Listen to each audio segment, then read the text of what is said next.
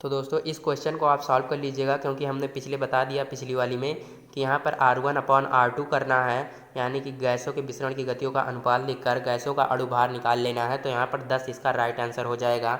देखिए, नहीं तो क्वेश्चन जो है बहुत सारे हैं, 300 क्वेश्चन है, नहीं तो अब वीडियो काफ़ी लंबी हो जाएगी। चलते हैं नेक्स्ट क्वेश्चन पर।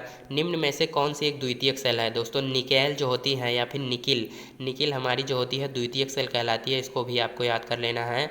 चलते हैं नेक्स्ट क्वेश्चन पर। कौन सी पद्धति जो होती है अंतर्राष्ट्रीय पद्धति कहलाती है? तो एसआई पद्धति जो होती है हमारी अंतर्राष्ट्रीय पद्धति कहलाती है। और एमकेएस को क्या कहते हैं दोस्तों? जॉर्जी पद्धति भी कहते हैं। जॉर्जी पद्धति एमकेएस पद्धति को कहते हैं, तो इसको भी आपको याद कर लेना है। अब चलते हैं नेक्स्ट क्वेश्चन पर। 0.310 में और इंटू 10⁻³ में सार्थक अंकों की संख्या, इसको तो कई बार बताया दोस्तों। अगर जो 10 की पावर में दी रहती है उसको तो हम लेते ही नहीं, इसको मिटा ही दीजिए। अब इतने में सार्थक अंकों की संख्या क्या हो जाएगी दोस्तों? 0.310, इसमें सार्थक अंकों की संख्या क्या हो जाएगी? 3 हो जाएगी। ये तीनों लेते हैं दोस्तों, जीरो इधर जितने भी आएंगे सारे काउंट करेंगे, तो यहाँ पर 3 सार्थक अंक यहाँ पर राइट आंसर हो जाएगा। अब चलते हैं नेक्स्ट क्वेश्चन पर। चंद्रमा की पृथ्वी से दूरी जो है 3.84 इंटू 10⁵ किलोमीटर है। चंद्रमा से पृथ्वी की दूरी का कोटिमान। देखिए हमने क्या बताया था, जो दिया होता है सबसे पहले उसको लिख लीजिए 3.84 इंटू 10⁵, और हमने क्या बताया था कोटिमान निकालने वाले में 3.16 आपको याद कर लेना है। तो यहाँ पर इसी की तुलना करा देते हैं 3.84 इंटू मतलब 3.16। तो यहाँ पर बड़ा कौन है दोस्तों? यही बड़ा है, यानी कि इसकी तरफ मुँह खुल जाएगा। अगर ये हमारा बड़ा होता है तो घात में क्या होती है? 1 ऐड हो जाती है। जब 1 ऐड हो जाएगी तो 10 की पावर क्या हो जाएगा? 6 हो जाएगा। और अगर ये बड़ा होता है दोस्तों 10 की पावर में से 1 घट जाती है, यानी कि 5 में से 1 घट जाता है तो 4 हो जाता है। लेकिन यहाँ पर बड़ा है इसलिए हमारा जुड़ जाएगा, 10 की पावर 6 हो जाएगा। किमी यहाँ पर राइट आंसर, यानी कि सी ऑप्शन यहाँ पर करेक्ट हो जाएगा। चलते हैं नेक्स्ट क्वेश्चन पर। निम्न में से कौन सी सदिश राशि है? देखिए सदिश राशि हमने बताया था कि अगर डी से स्टार्ट होगा तो क्या, पिछली क्लास में बताया नहीं था कि डी से स्टार्ट होगा तो हमारा हमेशा अदिश राशि होगी। इसको हमने बताया था, डी से जो स्टार्ट होगा। और बात करें अगर आयतन की दोस्तों, आयतन को आप कैसे याद करेंगे? घनत्व बराबर होता है द्रव्यमान बटे का, घनत्व बराबर द्रव्यमान बटे आयतन। और ये जो हमने फॉर्मूला लिखाया ये हमारा सारी की सारी अदिश राशि है, इसको भी आपको पता होना चाहिए। इसको हमने ट्रिक बताया था कि अगर घनत्व बराबर द्रव्यमान बटे आयतन कर लेंगे तो सारी यहाँ पर अदिश राशियाँ प्राप्त हो जाएंगी। और अगर डी से स्टार्ट होती हैं तो वो भी हमारी अदिश राशियाँ ही होती हैं। तो हमारा विद्युत क्षेत्र यहाँ पर क्या हो जाएगा? राइट आंसर हो जाएगा। चलते हैं नेक्स्ट क्वेश्चन पर। एक व्यक्ति, देखिए ये क्वेश्चन पक्का परीक्षा में आएगा जरूर, चाहे जिस प्रकार से। एक व्यक्ति 60 अंश के कोण पर उत्तर पूर्व में 20 मीटर चलता है। कह रहा है पूर्व की ओर उसने कितनी दूरी तय की है? तो देखिए यहाँ पर पहले इसको बना लेंगे, बहुत आसान है। यहाँ पर इसको बनाते हैं पूर्व, और हमारा पश्चिम और उत्तर, और यहाँ पर दक्षिण। तो यहाँ पर हमारा जो है ये हमारा 60 अंश के कोण पर चल रहा है, वो भी उत्तर पूर्व इधर की साइड दोस्तों, उत्तर पूर्व इधर ही है। यहाँ पर 60 अंश के कोण पर चला, जिससे उसने क्या किया? 20 मीटर की दूरी भी तय किया इधर के साइड। यहाँ तक उसने मान लीजिए 20 मीटर दूरी चला। तो यहाँ पर कह रहा है पूर्व की ओर उसने कितनी दूरी तय की है, मतलब यहाँ तक उसने कितनी दूरी तय की है, ये वाली, ये दूरी कितनी तय की है इसको आपको बताना है। तो यहाँ पर 60 डिग्री यहाँ पर हो जाएगा। अब देखिए इसका मान लीजिए यक्स है, इसी को हमें ज्ञात करना है। तो क्या करेंगे? सिंपल सा कॉस 60 अंश लगा दीजिए। कॉस 60 अंश हमारा क्या हो जाएगा? आधार, यानी कि आधार यक्स है बटे का कर्ण यानी कि 20। कॉस 60 अंश का मान 1/2 और बटे का एक्स बटे 20। इसको काटेंगे 2 दाम 20, तो यानी कि यक्स बराबर हमारा 10 मीटर आ जाएगा दोस्तों। यानी कि राइट आंसर क्या हो जाएगा? Option number A. चलते हैं नेक्स्ट क्वेश्चन पर। एक गतिमान पिंड समय के वर्ग के अनुक्रमानुपात में दूरियां तय कर रहा है। पिंड का त्वरण, तो दोस्तों पिंड का त्वरण क्या होगा? नियत होगा, इसको आपको याद कर लेना है। चलते हैं नेक्स्ट क्वेश्चन पर। किसी पत्थर के टुकड़े को पृथ्वी से 1000 मीटर की ऊंचाई तक ले जाने हेतु किस वेग से फेंकना होगा? तो राइट आंसर क्या हो जाएगा दोस्तों? 140 मीटर प्रति सेकंड। कैसे करेंगे? टुकड़े को पृथ्वी से 1000 मीटर ऊंचाई कह रहा है, तो यच बराबर हमारा 1000 दिया है, यच बराबर 1000 मीटर। और कह रहा है किस वेग से फेंकना होगा, यानी कि प्रारंभिक वेग हमें क्या करना है? ज्ञात करना है। और अधिकतम ऊंचाई पर v का मान क्या हो जाएगा? 0, यानी कि फॉर्मूला हम जानते हैं b² बराबर, जब ऊपर की ओर फेंकते हैं तो g हमारा माइनस का, यानी कि u² - 2gh। अब देखिए ये हमारा 0 हो गया तो ये ख़त्म। अब ये हम इससे लेंगे सिर्फ यू स्क्वायर बराबर 2GH। अब इसी को दोस्तों हमें u का मान याद करना है। सिंपल सा 2 लिखेंगे 9.8 g का मान, और h का मान क्या है दोस्तों 1000 है। देखिए अगर g का मान नहीं दिया होगा तो आप 9.8 ही लीजिएगा। तो यहाँ पर देखिए, यहाँ पर जब इसका गुणा कराएंगे, देखिए 2 इंटू 9.8 इंटू 1000, देखिए यू स्क्वायर बराबर 2 इंटू 9.8 और गुणे का 1000। इसको दशमलव हटाएंगे दोस्तों, यहाँ पर जीरो बढ़ेगा, इससे इसके काट देंगे। अब ये हमारा 100 हो गया। यू स्क्वायर बराबर यहाँ पर इसका गुणा कराएंगे 2 8 16, 2 9 18, 1 19, और यहाँ पर हो जाएगा 100। अब देखिए इसका जो है वर्ग करेंगे, मतलब अंडर रूट निकालेंगे तो क्या हो जाएगा, इसका अंडर रूट हो जाएगा। किसका वर्ग होता है दोस्तों 14 का होता है, और 100 किसका होता है हमारा 10 का होता है, यानी कि यू का मान 14 धामा 140 मीटर प्रति सेकंड राइट आंसर हो जाएगा। अब चलते हैं नेक्स्ट क्वेश्चन पर। एक पिंड जो है 10 मीटर प्रति सेकंड के प्रारंभिक वेग से पृथ्वी तल से ऊपर की ओर फेंका जाता है, तो यहाँ पर वह अधिक से अधिक ऊंचाई तक पहुँचेगा। देखिए जब ऊपर की ओर कोई चीज़ बहाते हैं तो क्या होता है, जी हमारा माइनस कर लिया जाता है। तो यहाँ पर फार्मूला जो है दोस्तों यही वाला लगाएंगे, बी स्क्वायर बराबर यू स्क्वायर माइनस का 2GH। अब देखिए एक पिंड 10 मीटर प्रति सेकंड के प्रारंभिक वेग से, u हमारा जो प्रारंभिक वेग होता है वो हमारा कितना दिया है 10 दिया है, तो यहाँ पर 10 का स्क्वायर, और देखिए हमने क्या बताया था अधिकतम ऊंचाई पर v का मान क्या होता है 0 होता है, तो 0 इसको कर दीजिए, माइनस का 2g का मान हमारा यहाँ पर 10 दिया है दोस्तों। जब दिया होगा तो हम 10 लेंगे, बाकी नहीं दिया होगा तो 9.8।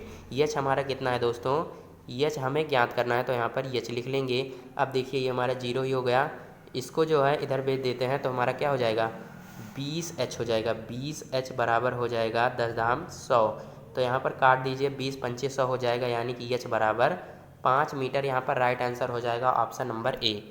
अब चलते हैं नेक्स्ट क्वेश्चन पर। संवेग परिवर्तन की दर किसके बराबर होती है दोस्तों, संवेग परिवर्तन की दर हमारा बल के बराबर होती है। बल यहाँ पर राइट आंसर हो जाएगा, इसको आपको याद कर लेना है। काफ़ी बच्चे गलत कर देते हैं, संवेग परिवर्तन की दर आवेग लगा देते हैं, तो इसको आपको नहीं करना है। देखिए ये होता तो है, लेकिन क्या होता है संवेग परिवर्तन की दर नहीं, संवेग परिवर्तन किसके बराबर होता है तो आवेग के। लेकिन अगर दर दे दिया तो हमारा बल हो जाएगा, इसको आपको याद रख लेना है। अगर सिर्फ संवेग परिवर्तन दिया होगा तो यहाँ पर आवेग, और संवेग परिवर्तन की दर दे दिया यानी कि दा और रा तो बा और ला, यानी कि बल हो जाएगा। इसको भी आपको याद कर लेना है। अब चलते हैं नेक्स्ट क्वेश्चन पर। यदि लिफ्ट की डोरी टूट जाए तो आभासी भार प्रतीत होगा। देखिए अगर लिफ्ट में आप बैठे होंगे तो सब जानते होंगे, बाकी देखिए अगर डोरी टूट जाती है तो आभासी भार हमारा शून्य हो जाता है। और बात करें अगर, देखिए कोई भी पूछ सकता है, अगर लिफ्ट नीचे जा रही हो ए त्वरण से अगर नीचे जा रही हो तो व्यक्ति को क्या होगा, अपना भार क्या होगा, अपना भार वास्तविक भार से क्या होगा हमारा कम प्राप्त होगा। क्या होगा, अगर कम प्राप्त होगा यानी कि आभासी भार जो हो जाएगा वास्तविक भार से क्या हो जाएगा कम हो जाएगा। इसको भी आपको पता होना चाहिए। और अगर ए त्वरण से ऊपर जा रही हो तो हमारा क्या होगा, हमारा भार क्या होगा अधिक प्राप्त होगा, यानी कि आभासी भार बढ़ा हुआ प्रतीत होगा। अब चलते हैं नेक्स्ट क्वेश्चन पर। 4 किलोग्राम की वस्तु में 5 मीटर प्रति सेकंड का वेग परिवर्तन करने के लिए आवश्यक जो है आवेग का मान है, तो सिंपल सा गुणा करा दीजिए दोस्तों। हमारा आई बराबर, ये भी एक फार्मूला होता है, यम इंटू का हमारा डेल बी, यहाँ पर डेल बी वेग परिवर्तन, तो यहाँ पर इसका गुणा करा देंगे तो क्या हो जाएगा 4 गुणे 5, यानी कि 4 गुणे 5 20 हो जाएगा। फार्मूला दोनों होता है दोस्तों, दोनों आपको याद कर लेना है। आवेग बराबर होता है एफ इंटू टी वाला ज़्यादा पूछता है, और ये हमारा नया है, यानी कि ये भी पूछने के बहुत चांसेस हैं, यम इंटू डेल बी भी और एफ इंटू टी भी। तो यहाँ पर आवेग हमारा एफ इंटू टी, इससे भी आप जो है कर सकते हैं। अगर इसका मान अभी रखेंगे तो वो हमारा वही निकल के आएगा जो हम कर रहे थे, यम इंटू डेल बी। तो यहाँ पर 20 न्यूटन सेकंड गुणा कराने पर प्राप्त हो जाएगा। चलते हैं नेक्स्ट क्वेश्चन पर। गोली छोड़ने के पश्चात बंदूक के पीछे हटने का कारण है। इसको हमने बताया था दोस्तों कि गोली छोड़ने के पश्चात बंदूक किस लिए पीछे हटती है, इसको हम लोग नहीं जानते। इसको कौन जाता है, जिन्होंने फिजिक्स दी थी यानी कि न्यूटन ही बता सकते हैं कि क्यों जो है बंदूक पीछे या आगे होती है। तो यानी कि न्यूटन की गति के तृतीय नियम से यहाँ पर राइट आंसर हो जाएगा। तृतीय नियम क्या कहता है दोस्तों, क्रिया प्रतिक्रिया वाला नियम, वही जो है बंदूक अगर आप गोली चलाएंगे आगे की ओर तो बंदूक पीछे भी हटेगी, यानी कि क्रिया प्रतिक्रिया क्या होगी, यहाँ पर होगी जरूर। चलते हैं नेक्स्ट क्वेश्चन पर और देखिए क्या कहता है। न्यूटन के प्रथम नियम को हमने बताया था, क्या कहते हैं, न्यूटन के प्रथम नियम को बता रहे हैं, जड़त्व का नियम भी कहते हैं। इसको भी आपको याद कर लेना है, इसको भी आपको याद कर लेना है, ये भी परीक्षाएं पूछा जाता है। चलते हैं नेक्स्ट क्वेश्चन पर। एक पंप 100 किग्रा पानी जो है 20 मीटर ऊंचाई पर बने एक टैंक में 10 सेकंड में चढ़ाता है, उसकी शक्ति होगी। शक्ति का हम फॉर्मूला जानते हैं, P बराबर W/T। यहाँ पर W/T होता है दोस्तों, लेकिन W तो हमारा यहाँ पर दिया ही नहीं है, तो निकालेंगे कैसे। तो W बराबर एक फार्मूला और भी होता है दोस्तों, M/G। mgh होता है अपॉन का T। देखिए ये नहीं होता, अगर आप देखेंगे W बराबर F इंटू क्या होता है, F इंटू यस कह लीजिए दूरी, या फिर ऊंचाई यच कह लीजिए, और बटे में T हो जाएगा, ये हो गया। देखिए W बराबर F इंटू एच होता है और T हमारा नीचे है ही। और देखिए F बराबर कितना होता है दोस्तों, mg होता है। अब आपको समझ में आ गया होगा mgh अपॉन T कैसे आया। तो देखिए हमारा क्या है, P बराबर mgh अपॉन का T, और यम हमारा कितना दोस्तों दिया है 100 किग्रा, G हमारा कितना दिया है, हमारा 10 दिया है, H हमारा 20 मीटर, T हमारा कितना है 10 सेकेंड।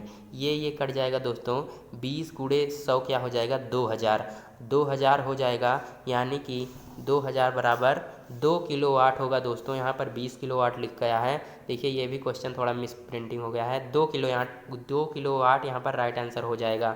आंसर थोड़ा गलत लिख गया है दोस्तों, क्योंकि आप 20 मतलब 2000 लिखेंगे तो यहाँ पर 2 और 1 किलोवाट बराबर 1000 वाट के, यानी कि गुणे 1000 करेंगे तो हमारा 1 किलोवाट के बराबर ये हो जाएगा, और 2 गुणे 1 किलोवाट यानी कि 2 kilowatt. Right answer option number A हो जाएगा दोस्तों। पीडीएफ में हम आपको सही से लिखकर जो है सही से आंसर इसका कर देंगे। अब चलते हैं नेक्स्ट क्वेश्चन पर। कह रहा है एक पत्थर को ऊपर की ओर फेंका जाता है या लौट कर पृथ्वी पर आता है, इसकी स्थितिज ऊर्जा। दोस्तों इसकी स्थितिज ऊर्जा कहाँ अधिकतम होगी, एकदम ऊपर, यानी कि जहाँ पर ये रुक जाएगा एकदम, ये वाली स्थिति में जहाँ पर ये लौटने के कगार पर होगा। यहाँ पर एक ऊंचाई ऐसी आएगी जहाँ पर ये क्या करेगा, रुक जाएगा, यानी कि स्थिति इसकी क्या हो जाएगी, एकदम अधिकतम हो जाएगी स्थितिज ऊर्जा। अधिकतम ऊंचाई पर क्या होगा, हमारा स्थितिज ऊर्जा सबसे अधिकतम होती है। चलते हैं नेक्स्ट क्वेश्चन पर। कृत्रिम उपग्रह में एक सरल लोलक का आवर्त काल। तो यहाँ पर कृत्रिम उपग्रह में दोस्तों अनंत होता है, और दोस्तों ये वाला तो और ज़्यादा पूछता है कि सेकंड लोलक का आवर्त काल कितना होता है। सेकंड लोलक का आवर्त काल 2 सेकंड होता है, इसको आपको याद कर लेना है, ये वाला और ज़्यादा पूछा जाता है। तो ये कृत्रिम उपग्रह में अनंत और सेकंड लोलक में 2 सेकंड। चलते हैं नेक्स्ट क्वेश्चन पर। किसी व्यक्ति का पृथ्वी की सतह पर भार 54 किग्रा है, चंद्रमा पर उसका भार। देखिए हमने बताया था कि पृथ्वी पर अगर भार अगर 54 है तो चंद्रमा पर उसका भार क्या हो जाएगा, 1/6 होता है, जो भी दिया रहेगा 1/6 कर देंगे, निकल आएगा 6 9 54, यानी कि 9 किग्रा यहाँ पर राइट आंसर हो जाएगा। चलते हैं नेक्स्ट क्वेश्चन पर। कह रहा है निम्न में से कौन सा तथ्य यह प्रदर्शित करता है कि पृथ्वी पर एक बल कार्य करता है जिसकी दिशा सूर्य की ओर होती है। दोस्तों वो हमारा क्या होता है, पृथ्वी का क्या होता है, सूर्य के चारों ओर परिक्रमा करना। दोस्तों क्योंकि पृथ्वी जो है सूर्य के चारों ओर परिक्रमा करती है तो क्या करता है, गुरुत्वाकर्षण बल ही तो लगता है। यहाँ पर सूर्य और पृथ्वी के बीच क्या होता है, गुरुत्वाकर्षण बल कार्य करता है, यानी कि यही तथ्य है कि यह प्रदर्शित करता है कि पृथ्वी पर एक बल कार्य करता है। वो बल कौन सा है, गुरुत्वाकर्षण बल। चलते हैं नेक्स्ट क्वेश्चन पर। चंद्रमा का कक्षीय वेग कितना बढ़ाने पर वो पृथ्वी का उपग्रह नहीं रह जाएगा। तो यहाँ पर राइट आंसर क्या हो जाएगा दोस्तों, √2 गुना। तो √2 गुना अगर बढ़ा देंगे तो वह पृथ्वी का उपग्रह नहीं रह जाएगा। चलते हैं नेक्स्ट क्वेश्चन पर। जब किसी पिंड को भूमध्य रेखा से ध्रुवों की ओर ले जाया जाता है तो इसका भार। देखिए अगर पृथ्वी है दोस्तों, पृथ्वी पर देख लीजिए, ये क्वेश्चन जरूर आएगा, जहाँ तक तो हमारे उम्मीद से आएगा ही। देखिए पृथ्वी पर जो ध्रुव होता है यहाँ पोल पर एकदम, वो हमारा क्या होता है, सबसे अधिक होता है जी का मान। जी का मान सबसे अधिक होता है, तो वहाँ पर यानी कि जी का मान अगर अधिक हो गया तो हमारा देखिए W बराबर M इंटू जी। अगर जी का मान अधिकतम हो गया तो भार भी हमारा क्या हो जाएगा, अधिकतम। ये आप समझ में गए होंगे, अगर जी अधिकतम तो भार भी अधिकतम।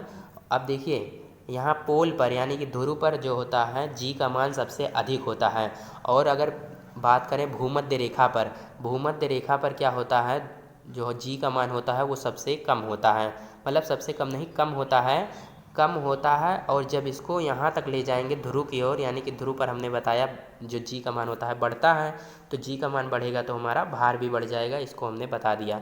और देखिए भूमध्य रेखा को और क्या कहते हैं, ये भी क्वेश्चन जो है पूछा जाता है। भूमध्य रेखा को विषुवत रेखा भी कहते हैं। विषुवत रेखा भी यहाँ पर कहते हैं, इसको भी आपको याद कर लेना है। अब चलते हैं नेक्स्ट क्वेश्चन पर। नेक्स्ट क्वेश्चन क्या कह रहा है, यदि दो पिंडों के बीच की दूरी दुगनी कर दी जाए तो गुरुत्वाकर्षण बल। इसको तो जो ढांसू ट्रिक बताई थी आपको याद ही होगा कि जो कह रहा है अगर दोगुनी कह रहा है तो 2 का स्क्वायर कीजिए 4 हो जाएगा, इसी को बटे में कर दीजिए 1/4 यानी कि 1/4 यहाँ पर राइट आंसर हो जाएगा दोस्तों। इसको तो बता ही दिया था। और अगर बात करें यहाँ पर गुरुत्वाकर्षण बल दिया होता दोस्तों, हमने क्वेश्चन ये भी कराया था कि गुरुत्वाकर्षण बल मान लीजिए 8 न्यूटन है और जो है बीच की दूरी दोगुनी कर दिया गया, तो यहाँ पर गुरुत्वाकर्षण बल कुछ पूछता था दोस्तों तो क्या करते थे, 2 का स्क्वायर करते थे तो हमारा 4 और बटे में 1/4 हो जाता था। अब जो गुरुत्वाकर्षण बल का मान दिया होता था 8 न्यूटन 6 न्यूटन, इसे गुणे कर देते थे, 4 दूनी 8 यानी कि 2 यहाँ पर निकल के आता था। याद नहीं आ रहा है कौन सा क्वेश्चन था, तो इस प्रकार इसको भी करते हैं। चलते हैं नेक्स्ट क्वेश्चन पर। जल में 20 मीटर नीचे जाने पर दाब में वृद्धि होती है। तो दोस्तों यहाँ पर आपको क्या मिलेगा, एक मिलेगा। एक जब जोता होता है, एक मतलब अगर आप 10 मीटर नीचे जाएंगे, 10 मीटर अगर नीचे जाएंगे तो एक वायुमंडलीय दाब की वृद्धि होगी, इसको आपको याद कर लेना है। यहाँ पर हमने घुमाने के लिए आपको बताया था सिर्फ कि अगर 20 देखिए अगर 10 मीटर नीचे जाएंगे तो एक वायुमंडल की, और जब 20 मीटर चले जाएंगे तो 2 वायुमंडल की, इसलिए यहाँ पर दिया था। तो आपको क्वेश्चन में मिलेगा 10 मीटर नीचे जाने पर दाब में वृद्धि, तो एक वायुमंडल आपको राइट कर देना है। चलते हैं नेक्स्ट क्वेश्चन पर। कौन सी तरंग को मनुष्य नहीं सुन सकता। तो दोस्तों मनुष्य जो होता है हमने बताया था 20 से 20,000 हर्ट्ज की 20,000 हर्ट्ज की जो होता है तरंग को सुन सकता है, इसको मैंने बताया था। तो यहाँ पर 10 जो हो जाएगा इसका राइट आंसर हो जाएगा, इसको नहीं सुन सकता। चलते हैं नेक्स्ट क्वेश्चन पर। नेक्स्ट क्वेश्चन क्या कह रहा है, विस्थापन का मान बढ़ाने पर आवर्तकाल का मान। इस तरह के क्वेश्चन हमने पहले भी बताया था, पूछा जरूर जाएगा आपसे, या तो त्वरण का मान पूछा जाएगा या तो आवर्तकाल का मान। देखिए आवर्तकाल हमारा टी बराबर क्या होता है, 1/2 अंडर रूट L/G। देखिए यहाँ पर हमने बताया था अगर यल का मान बढ़ेगा तो आवर्तकाल का मान भी बढ़ेगा, लेकिन अगर जी का मान यानी कि त्वरण का मान बढ़ेगा तो हमारा आवर्तकाल का मान घटेगा।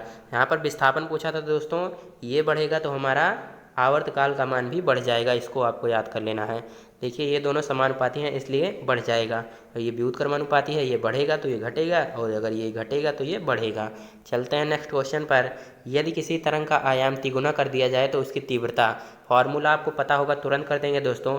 आयाम बताया था हमने, देखिए तीव्रता का फॉर्मूला बताया था I बराबर A स्क्वायर, यानी कि अगर आयाम क्या करेंगे दोगुना कर देंगे तो हमारा क्या हो जाएगा, हमारा जो I का मान यानी कि तीव्रता क्या हो जाएगी, 2 का स्क्वायर करेंगे तो 4 हो जाएगा हमारा, 4 गुना, लेकिन यहाँ पर 3 गुना कह रहा था दोस्तों, तो यहाँ पर 3 का स्क्वायर हो जाएगा यानी कि 3 त्रिका 9 हो जाएगा। आशा करता हूँ आपको समझ में आ गया होगा।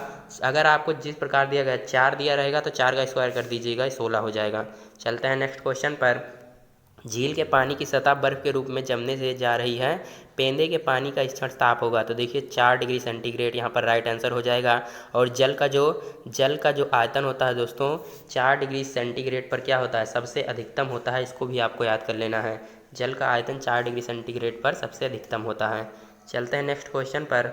यदि जल को 2 से 3 डिग्री सेल्सियस तक गर्म किया जाता है तो इसका आयतन, देखिए 2 से 3 कर रहे हैं यानी कि बढ़ा रहे हैं, यानी कि यहाँ पर बढ़ जाएगा, इसको आप वैसे ही याद कर सकते हैं। चलते हैं नेक्स्ट क्वेश्चन पर।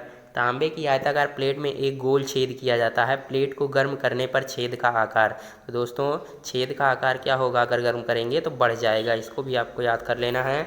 चलते हैं नेक्स्ट क्वेश्चन पर। सेल्सियस तथा फ़ारेनहाइट पैमानों में संबंध होता है, तो यहाँ पर इसका राइट आंसर क्या हो जाएगा, C/5 बराबर F माइनस का 32/9। दोस्तों बहुत इंपॉर्टेंट क्वेश्चन है और इससे न्यूमेरिकल भी पूछे जाते हैं। आपको फ़ारेनहाइट में क्या दे देगा, फ़ारेनहाइट यहाँ पर कुछ दे देगा तो आपको सेल्सियस का मान बताना पड़ेगा।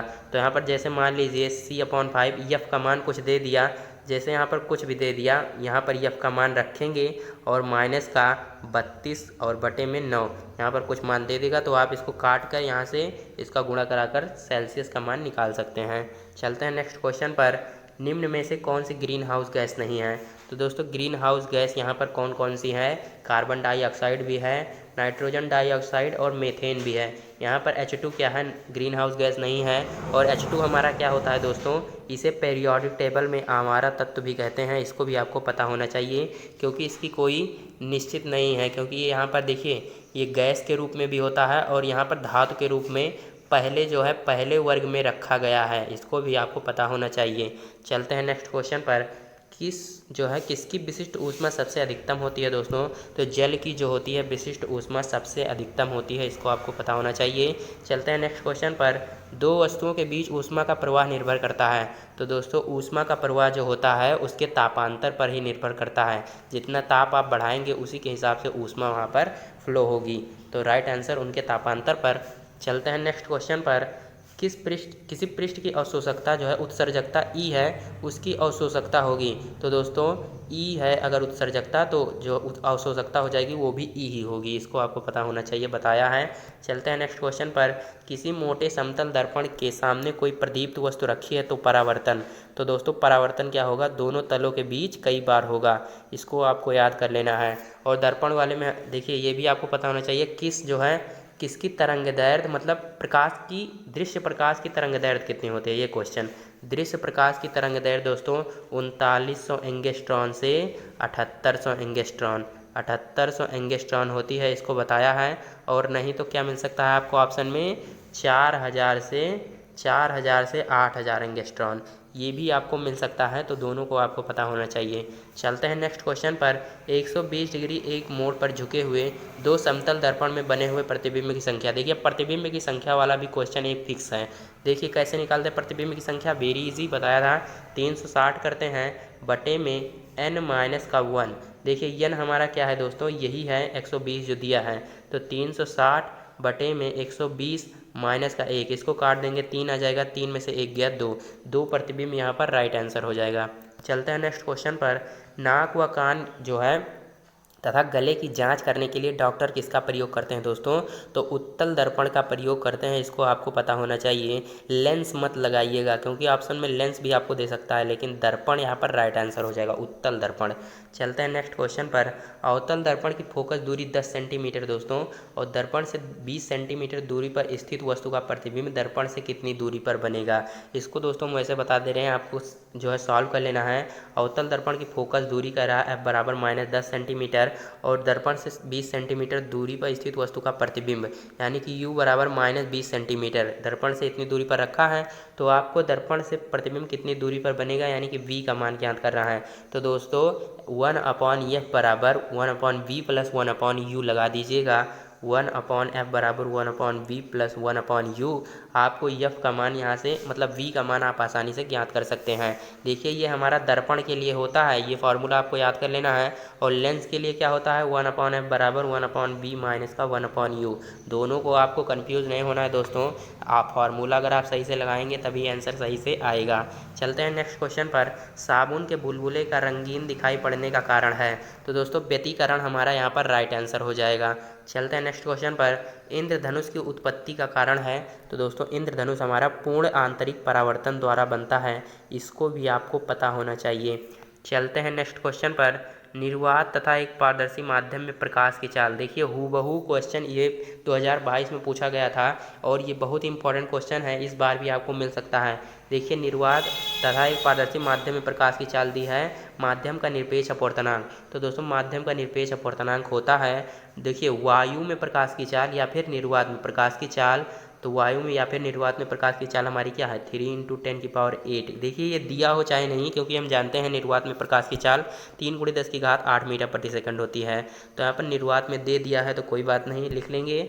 और यहाँ पर माध्यम में प्रकाश की चाल कितनी है दोस्तों? 2.4 × 10⁸ दिया है। बहुत इंपॉर्टेंट क्वेश्चन है दोस्तों, इसको काट देंगे, दशमलव हटाएंगे, यहाँ पर 0 बढ़ जाएगा। अब 6 × 5 = 30 और 6 × 4 = 24, 5/4 यहाँ पर हमारा आसानी से निकल गया, बहुत इजी था, और 4 नंबर आपको आसानी से इस क्वेश्चन से मिल जाएंगे। चलते हैं नेक्स्ट क्वेश्चन पर। यदि विरल माध्यम के सापेक्ष जो है सघन माध्यम, यहाँ पर सघन होगा, का अपवर्तनांक √2 हो तो क्रांतिक कोण। देखिए ये क्वेश्चन भी इस तरह के आपको मिलेंगे। n बराबर हमने बताया था 1/sin², बहुत इजी है, और 4 नंबर आपको आसानी से मिल जाएगा अगर आपको फार्मूला पता है। n बराबर 1/sin², c क्या है दोस्तों? क्रांतिक कोण ही है, तो इसी का मान ज्ञात करना है। और ये हमारे n क्या दिया है? √2 बराबर 1/sin², और sin c, अब देखिए sin c बराबर क्या हो जाएगा? उसको उधर भेजेंगे नीचे के साइड 1/√2 और यहाँ पर साइन 45 डिग्री का मान क्या होता है 1/√2। तो यहाँ पर 45 हमारा क्या हो जाएगा, राइट आंसर हो जाएगा, सी का मान हमारा 45 हो जाएगा। चलते हैं नेक्स्ट क्वेश्चन पर। प्रकाश की एक किरण जल पर लंबवत गिरती है तो जल में अपवर्तन कोण। देखिए अगर जल में मान लीजिए यहाँ पर है, अगर कोई किरण लंबवत गिरती है तो यहाँ पर क्या होगा, कोई हमारा यहाँ पर अपवर्तित ये ऐसे नहीं होगी किसी भी तरह से, ये सीधे ही निकल जाएगी, यानी कि अपवर्तन कोण हमारा 0 डिग्री होगा। 0 डिग्री यहाँ पर राइट आंसर हो जाएगा। चलते हैं नेक्स्ट क्वेश्चन पर। यदि एक समबाहु त्रिभुज के पदार्थ का अपवर्तनांक √3 हो तो उसका न्यूनतम विचलन कोण। देखिए इसको हम वैसे बता दे रहे हैं, आप कर लीजिएगा, पूरा आपको समझा देते हैं। देखिए समबाहु त्रिभुज जो है तो यहाँ पर समबाहु त्रिभुज का कोण कितना होता है, प्रत्येक जो होता है 60 डिग्री होता है। तो हम फार्मूला जानते हैं न्यूनतम विचलन कोण वाला, यन बराबर अपवर्तनांक बराबर होता है sine A plus del M by, del M ऐसे लिखते हैं बाई 2 और साइन ए बाई 2, a/2 लिखते हैं दोस्तों। यन हमारा क्या दिया है, √3 दिया है। और देखिए √3 दिया है, और देखिए यहाँ पर आप इसको अलग अलग कर लीजिए, क्या करेंगे, अलग अलग करेंगे। तो यहाँ पर हम अलग करते हैं, साइन लिखेंगे a/2।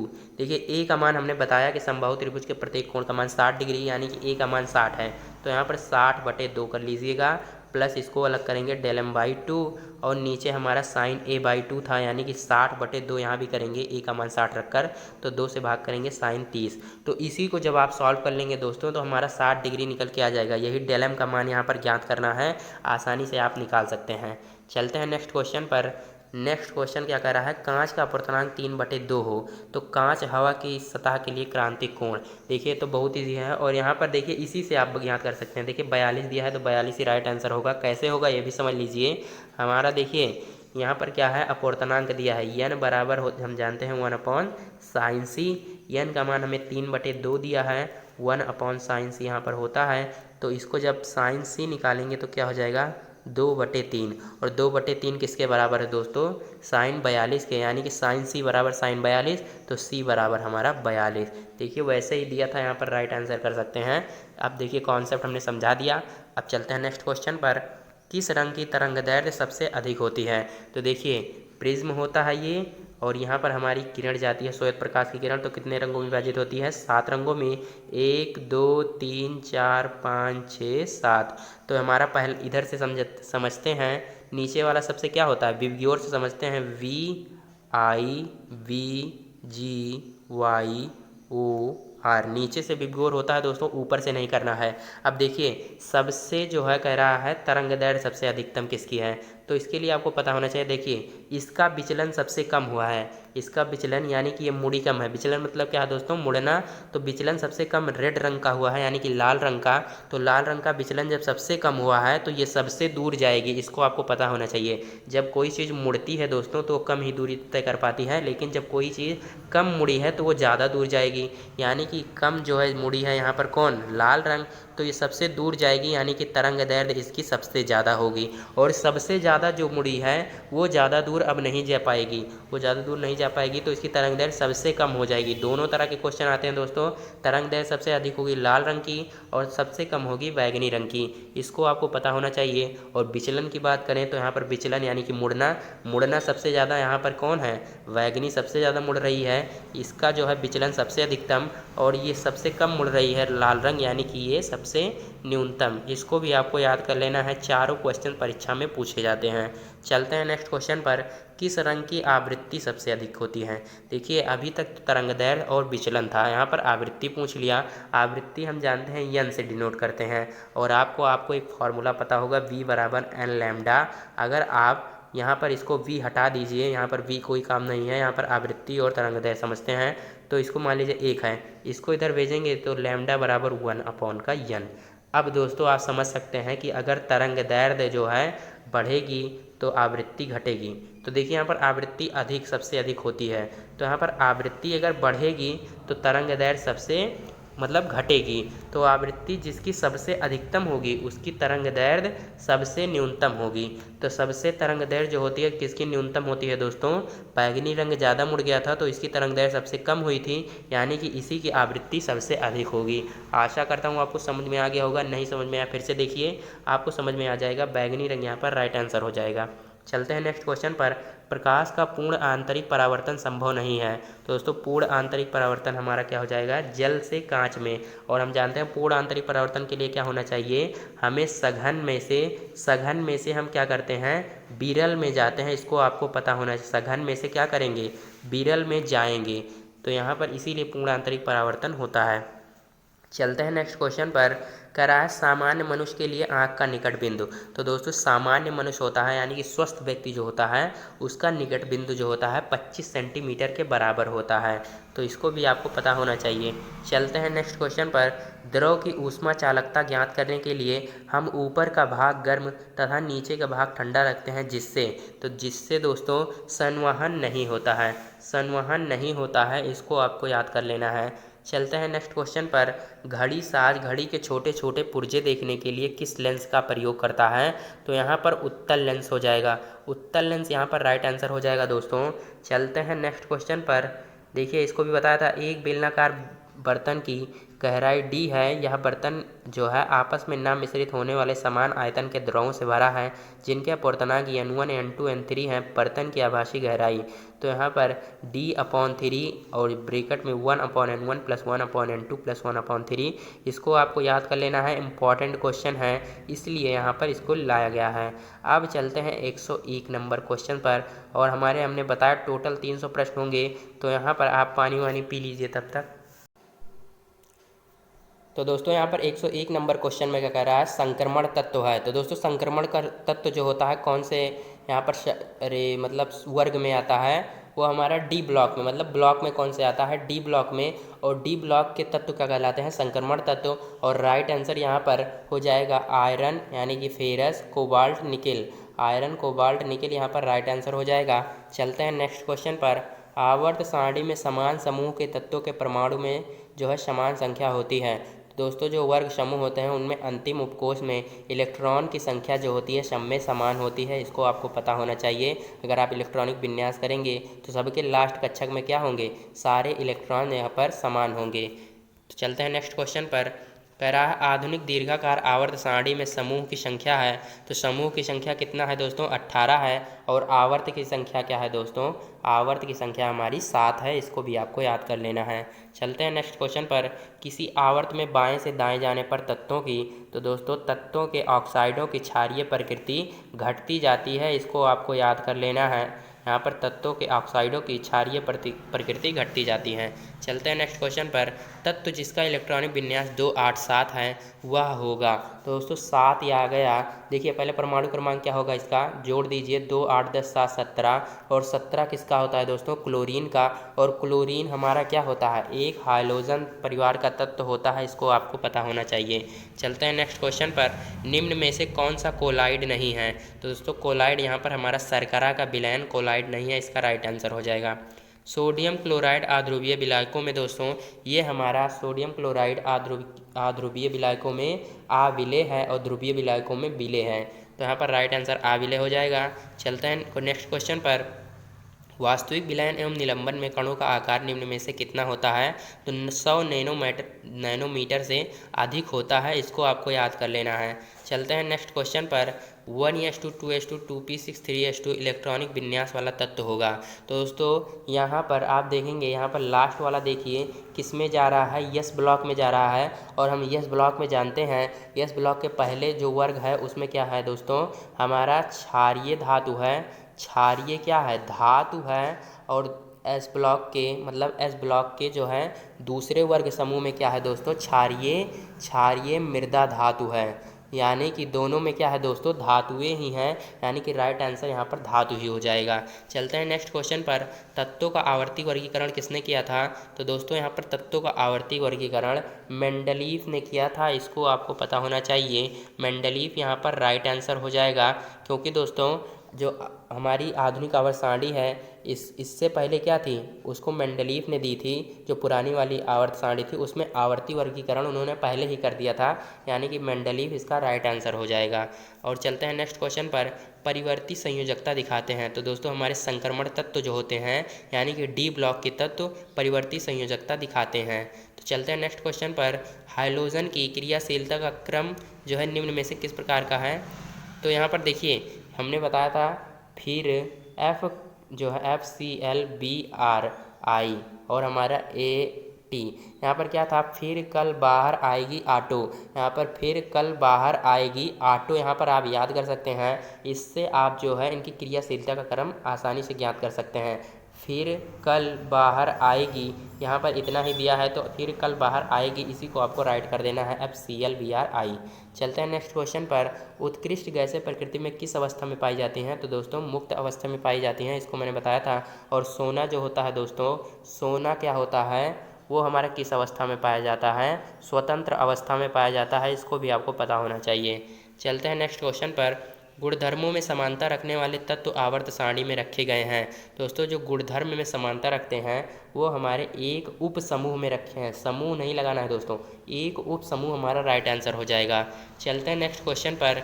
एल्यूमिनियम का विकर्ण संबंध दोस्तों किससे है। अगर आप पीरियोडिक टेबल में देखेंगे तो Be जो होता है दोस्तों, Be हमारा एल्यूमिनियम से विकर्ण संबंध दर्शाता है। इस प्रकार किसी के लिए भी आप देखेंगे जैसे बोरॉन का क्या हो जाएगा, सिलिकॉन से हो जाएगा। इसी से आप जो है विकर्ण संबंध ज्ञात कर सकते हैं। चलते हैं नेक्स्ट क्वेश्चन पर। निम्न में से किस तत्व की इलेक्ट्रॉन बंधुता शून्य होती है। तो आर्गन की क्या होती है दोस्तों, बंधुता शून्य होती है। चलते हैं नेक्स्ट क्वेश्चन पर। आधुनिक आवर्त सारणी में तत्वों को रखा गया है, बहुत इंपॉर्टेंट क्वेश्चन है। परमाणु क्रमांक के वृद्धि क्रम में और वेरी इजी भी है। जैसे कैसे रखा गया है, 1 पहले, फिर 2 3 4 5, ऐसे ही तो परमाणु क्रमांक के वृद्धि क्रम में रखा गया है। अब चलते हैं नेक्स्ट क्वेश्चन पर। कह रहा है कार्बन का परमाणु क्रमांक 6 है, तो आवर्त सारणी में इसका समूह है। तो दोस्तों हमने क्या बताया था, जो क्रमांक होगा उसी का इलेक्ट्रॉनिक विन्यास कर देंगे। जैसे 6 का इलेक्ट्रॉनिक विन्यास करेंगे 2,4 और इसी को क्या करेंगे हम रोमन अंकों में लिख देंगे, तो 4 ऐसे ही तो लिखा जाता है दोस्तों। ऐसे आपको याद कर लेना है, जिसका परमाणु क्रमांक दिया होगा उसका इलेक्ट्रॉनिक विन्यास करेंगे, फिर उसी को हम रोमन अंकों में कर देंगे। आशा करता हूँ आपको समझ में आ गया होगा। चलते हैं नेक्स्ट क्वेश्चन पर। निम्नलिखित में से मिश्र धातु है। दोस्तों मिश्र धातु यानी कि मिश्रण से कौन सी बनी है, ये तो हमने बताया ही था। पीतल से क्या बताया था, पिताजी हमारा क्या होता है दोस्तों, मिश्र धातु होता है। कैसे, ये हमारा पी क्या है, पीतल ही है। तो पीतल किसका किसका मिश्रण है, तांबा का मिश्रण है, तांबा का, और जिंक का मिश्रण है। इसको हमने बताया था दोस्तों। और एक बताया था जर्मन सिल्वर वाला, जर्मन सिल्वर भी यहाँ पर देख लीजिए, नहीं देखा है तो जर्मन सिल्वर में हमने बताया था नेताजी। यहाँ पर तीनों मौजूद होते हैं दोस्तों जर्मन सिल्वर में। ना से निकिल, ता से तांबा यानी कि कॉपर, और जी से जिंक यानी कि जस्ता। दोस्तों निकिल, तांबा और जस्ता यानी कि निकिल, तांबा और कॉपर और जिंक यहाँ पर जर्मन सिल्वर में होते हैं। और बात करें, क्वेश्चन ये पूछता है कि जर्मन सिल्वर में नहीं पाया जाता, जर्मन सिल्वर में नहीं पाया जाता। और ऑप्शन में क्या दिया रहता है दोस्तों, हमारा एल्यूमिनियम दिया रहता है। तो एल्यूमिनियम जो ऑप्शन होता है वहाँ पर करेक्ट होता है दोस्तों। इसको आपको याद कर लेना है, बहुत इंपॉर्टेंट ये भी है। चलते हैं नेक्स्ट क्वेश्चन पर। निम्न में से कौन सी धातु अपने ही ऑक्साइड से जो है रक्षित हो जाती है। यहाँ पर एल्यूमिनियम ही हो जाएगा दोस्तों। एल्यूमिनियम अपने ही धातु के ऑक्साइड से रक्षित हो जाती है। और दोस्तों एल्यूमिनियम की बात करें तो ये प्रकृति में जो है हमारा जो है पहले नंबर पर क्या आता है, पहले नंबर पर ये आता है, मतलब इसकी जो परसेंटेज होती है सबसे अधिक होती है धातुओं में। यानी कि धातु जो होता है ये सबसे अधिक मात्रा में पृथ्वी पर पाया जाता है, इसको आपको याद कर लेना है। चलते हैं नेक्स्ट क्वेश्चन पर। प्रोड्यूसर गैस मिश्रण है। तो दोस्तों प्रोड्यूसर गैस हमारा जो है वो CO+N2 का मिश्रण है, CO+N2 का। और बात करें अगर दूसरा क्या पूछता है, भाप अंगार गैस। भाप अंगार गैस क्या होता है दोस्तों, दोनों आप ध्यान से करिएगा क्योंकि काफ़ी बच्चे कंफ्यूज होते हैं। उस प्रोड्यूसर गैस को क्या करते हैं, CO+H2 लगा देते हैं। CO+N2 होता है दोस्तों। भाप अंगार गैस हमारा CO+H2 होता है, क्या CO+H2 यहाँ पर भाप अंगार गैस होता है और इसी को क्या कहते हैं, वाटर गैस भी कहते हैं। वाटर गैस इसी को कहते हैं दोस्तों यहाँ पर CO+H2। चलते हैं नेक्स्ट क्वेश्चन पर। झाग प्लवन प्रक्रम में प्रयोग होने वाला तेल होता है दोस्तों, तो यहाँ पर चीड़ का तेल प्रयोग होता है। चलते हैं नेक्स्ट क्वेश्चन पर। तांबे के शोधन की विद्युत अपघटनी विधि के उपरांत तांबे की शुद्धता कितनी होती है दोस्तों, यहाँ पर 99.9% यहाँ पर इसकी शुद्धता होती है। कितनी ज़्यादा होती है आप देख सकते हैं, यहाँ पर फिलहाल 100% भी इसको दे देना चाहिए था, पता नहीं क्यों नहीं दिया। चलते हैं नेक्स्ट क्वेश्चन पर। अमलगम होते हैं, तो दोस्तों अमलगम क्या होते हैं, मिश्र धातु होते हैं, इसको आपको याद कर लेना है। देखिए क्वेश्चन नंबर 125। शुद्ध एल्यूमिना का विद्युत अपघटन प्रायः नहीं किया जाता क्योंकि, दोस्तों यहाँ पर विद्युत अपघटन प्रायः नहीं किया जाता क्योंकि यह विद्युत का क्या है, कुचालक है। अगर कुचालक है तो अपघटन कैसे होगा विद्युत का, इसको तो आपको पता होना चाहिए। कुचालक में क्या होता है, धारा प्रवाहित नहीं होती है, तो इसमें विद्युत अपघटन बिल्कुल भी नहीं होगा। यहाँ पर राइट आंसर ए ऑप्शन हो जाएगा। चलते हैं नेक्स्ट क्वेश्चन पर। अयस्कों के सांद्रण की फेन प्लवन विधि जो है, फेन उत्प्लावन विधि प्रायः किस प्रकार के अयस्कों के लिए प्रयुक्त की जाती है, तो सल्फाइड अयस्कों के लिए प्रयोग की जाती है। इसको हमने ट्रिक के माध्यम से बताया था कि सल से आप याद करते सकते हैं सलमान, और सलमान से हमने बताया था कि इनके फ़ैन क्या हैं, बहुत ज़्यादा हैं, यानी कि सल्फाइड का क्या हो जाएगा, फेन प्लवन विधि, इसको हमने ट्रिक से बताया था। चलते हैं नेक्स्ट क्वेश्चन पर। नाइट्रस ऑक्साइड निम्न में से क्या कहलाती है दोस्तों, तो हमारा क्या कहलाती है, हास्य गैस। हास्य गैस जो होता है नाइट्रस ऑक्साइड कहलाती है, इसको आपको याद कर लेना है। चलते हैं नेक्स्ट क्वेश्चन पर। एल्यूमिनियम का ऑक्साइड, देखिए दोस्तों यही जो एक होता है इसका उभयधर्मी होता है। एल्यूमिनियम का ऑक्साइड ही उभयधर्मी कहलाता है, इसको आपको याद कर लेना है। मोस्ट इम्पॉर्टेंट क्वेश्चन है ये, परीक्षा में बहुत बार पूछा गया है। एल्यूमिनियम का ऑक्साइड उभयधर्मी होता है। चलते हैं नेक्स्ट क्वेश्चन पर। आधातुओं में द्रव है, दोस्तों आधातुओं में हमारा कौन द्रव होता है, केवल ब्रोमीन होता है। ब्रोमीन यहाँ पर राइट आंसर हो जाएगा। और अगर धातुओं में द्रव की बात पूछे तो हमारा क्या होता है दोस्तों, पारा यानी कि मरकरी यहाँ पर इसका राइट आंसर हो जाएगा। दोनों क्वेश्चन बहुत ही जो है इंपॉर्टेंट है दोस्तों। पारा या मरकरी इसी को कहते हैं, धातुओं में द्रव होता है और अधातुओं में केवल ब्रोमीन। चलते हैं नेक्स्ट क्वेश्चन पर। शुद्ध जल का पीएच मान होता है, तो दोस्तों शुद्ध जल का पीएच मान क्या होता है, 7 होता है। और जिसका जो है पीएच मान 7 होता है वो क्या होता है दोस्तों, उदासीन होता है। उदासीन यहाँ पर राइट आंसर हो जाएगा। और पूछता क्या है कि 7 से कम जो होते हैं वो अम्लीय होते हैं और 7 से जो अधिक होते हैं क्षारीय होते हैं, इसको भी आपको पता होना चाहिए। ये हमारी क्या होती है, स्केल होती है। यहाँ पर क्या होता है, 7 होता है, ये हमारा मिड पॉइंट यानी कि यही हमारा उदासीन होता है। इधर आप हमने ट्रिक से बताया था ए कर सकते हैं, इधर बी, मान लीजिए ए और बी है तो आप ए फॉर एसिड समझ सकते हैं और यहाँ पर बी फॉर बेस समझ सकते हैं।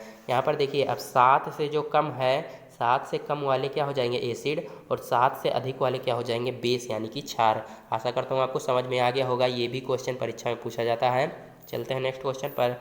जल की अस्थायी कठोरता का कारण है कैल्शियम तथा मैग्नीशियम के, तो यहाँ पर हमने बताया था अस्थायी कठोरता दूसरे नंबर पर। पहले क्या आएगी दोस्तों, अस्थायी, और अस्थायी में हमने बताया था जो होता है कैल्शियम तथा मैग्नीशियम के बाइकार्बोनेट। दोनों क्वेश्चन पूछे जाते हैं दोस्तों, कैल्शियम तथा मैग्नीशियम के बाइकार्बोनेट, और अस्थायी वाला दूसरे नंबर पर आता है। अस्थायी वाला अस्थायी वाला दूसरे नंबर पर आता है और दूसरा नंबर वाला क्या हो जाता है, सल्फेट और क्लोराइड। मैग्नीशियम और कैल्शियम के सल्फेट और क्लोराइड यहाँ पर राइट आंसर हो जाएगा।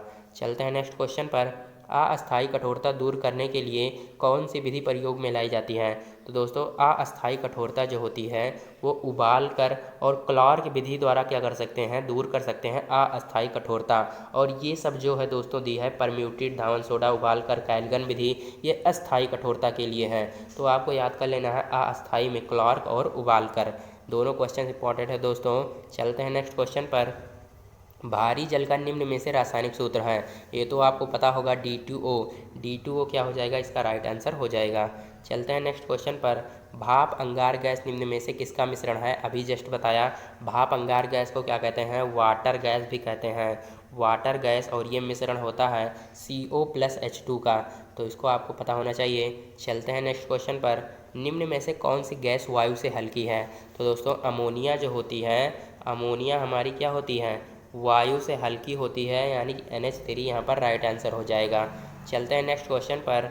कह रहा है ठंडे जल से हाइड्रोजन उत्पन्न कराने वाला तत्व है, दोस्तों हमारा क्या हो जाएगा, Na हो जाएगा यहाँ पर राइट आंसर। चलते हैं, Na को क्या कहते हैं, सोडियम। चलते हैं नेक्स्ट क्वेश्चन पर। सल्फर डाइऑक्साइड का प्रयोग होता है दोस्तों पेट्रोल के शुद्धिकरण में। देखिए सल्फर डाइऑक्साइड के कई प्रयोग हैं, अभी आपको क्वेश्चन में मिलेगा। यहाँ पर पेट्रोल के शुद्धिकरण में, और देखते हैं चीनी का शुद्धिकरण किस गैस के द्वारा किया जाता है, तो यहाँ भी क्या है, SO2 क्या कहते हैं, सल्फर डाइऑक्साइड ही कहते हैं। यानी कि हमने बताया सल्फर डाइऑक्साइड के कई सारे उपयोग हैं, तो यहाँ पर चीनी के शुद्धिकरण में भी इसका प्रयोग किया जाता है इस गैस का, और यहाँ पर क्या था, पेट्रोल के शुद्धिकरण में भी। अब आगे चलते हैं, H2S कार्य करती है, तो दोस्तों H2S हाइड्रोजन सल्फाइड यहाँ पर अपचायक के रूप में कार्य करती है, इसको आपको याद कर लेना है। और H2S दोस्तों, H2S हमारा क्या करती है, सड़े हुए अंडे की तरह क्या करती है, बदबू करती है। सड़े हुए अंडे की तरह, ये भी परीक्षा में पूछा जाता है, सड़े हुए अंडे की तरह कौन बदबू करती है, तो H2S यानी कि हाइड्रोजन सल्फाइड। चलते हैं नेक्स्ट क्वेश्चन पर। क्लोरीन के प्रभाव को नष्ट करने के लिए कौन सी गैस प्रयोग की जाती है। देखिए हमने बताया इसके कई उपयोग हैं, क्लोरीन के प्रभाव को नष्ट करने के लिए भी सल्फर डाइऑक्साइड का प्रयोग ही करते हैं। अब चलते हैं नेक्स्ट क्वेश्चन पर। आग बुझाने के लिए प्रयोग में लाया जाने वाला रासायनिक यौगिक है। दोस्तों इसमें आपको सूत्र दे देगा या फिर आपको नाम दे देगा, तो नाम भी आपको याद रख लेना है। इसका जो नाम होता है दोस्तों, धावन सोडा। धावन सोडा मतलब यहाँ पर क्या हो जाएगा, आग बुझाने वाले यंत्रों में प्रयोग किया जाता है। और इसका जो पूरा जो फार्मूला होता है Na2CO3, और उसमें क्रिस्टलन जल के 10 अणु भी मौजूद होते हैं। तो Na2CO3 × 10H2O धावन सोडा। और एक फार्मूला और क्या होता है दोस्तों, baking soda. Baking soda formula पूछा जाता है, बेकिंग पाउडर या फिर बेकिंग सोडा का फार्मूला पूछा जाता है दोस्तों, होता है NaHCO3। NaHCO3 इसका फार्मूला होता है, और इसके द्वारा पेट की अम्लता भी दूर कर सकते हैं। देखिए कितने क्वेश्चन हमने बता दिए, पेट की अम्लता क्या करते हैं, बेकिंग सोडा द्वारा दूर कर सकते हैं, फार्मूला NaHCO3। और धावन सोडा में दोस्तों Na2CO3। तो आग बुझाने वाले यंत्रों में Na2CO3 राइट आंसर हो जाएगा। चलते हैं नेक्स्ट क्वेश्चन पर। यदि दाढ़ी बनाते समय ब्लड से खून बहने लगे तो उसे रोकने के लिए प्रयोग करते हैं, तो दोस्तों हम किसका प्रयोग करते हैं, फिटकरी। और फिटकरी का हमने फार्मूला बताया कि 2SO4 Al2SO4 का होल थ्राइस इंटू 24H2O, इसको बता दिया। चलते हैं नेक्स्ट क्वेश्चन पर।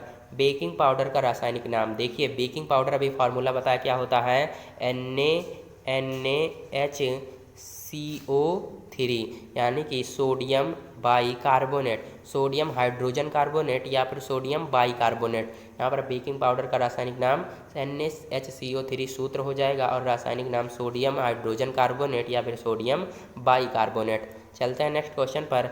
कपड़ों पर लगे लोहे के जंग के धब्बों को किसके द्वारा साफ किया जाता है, तो ऑक्जेलिक अम्ल यहाँ पर राइट आंसर हो जाएगा दोस्तों। चलते हैं नेक्स्ट क्वेश्चन पर।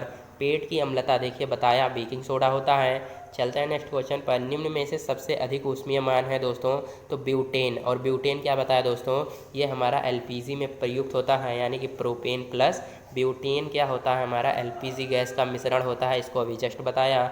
चलते हैं नेक्स्ट क्वेश्चन पर। LPG के रिसाव का पता लगाने के लिए उसमें मिलाया जाता है दोस्तों, इसको भी बता दिया। एथिल मरकैप्टन जो होता है, इसका जो प्रयोग रिसाव का पता लगाने में करते हैं। चलते हैं नेक्स्ट क्वेश्चन पर। लकड़ी होती है, तो दोस्तों लकड़ी हमारा कार्बोहाइड्रेट का मिश्रण होती है, इसको आपको याद कर लेना है। चलते हैं नेक्स्ट क्वेश्चन पर। प्राकृतिक गैस में मुख्य रूप से होती है दोस्तों, तो हमारा मुख्य रूप से क्या होती है, मेथेन। मेथेन का फॉर्मूला भी पता होना चाहिए, CH4 यहाँ पर राइट आंसर हो जाएगा। और इसमें कौन सा बंध प्रयुक्त होता है दोस्तों, बताया था सहसंयोजक बंध प्रयुक्त होता है, इसको भी आपको पता होना चाहिए। चलते हैं नेक्स्ट क्वेश्चन पर। मिट्टी के तेल में कार्बन परमाणुओं की संख्या होती है दोस्तों, तो C11 से C16, 11 से 16 जो होता है दोस्तों, मिट्टी के तेल में कार्बन परमाणुओं की संख्या होती है। चलते हैं नेक्स्ट क्वेश्चन पर। कह रहा है एक AMU किसके तुल्य होता है दोस्तों, एक AMU 931.5 मिली वोल्ट के तुल्य होता है। बहुत इंपॉर्टेंट क्वेश्चन है दोस्तों, 931.5 यहाँ पर राइट आंसर हो जाएगा।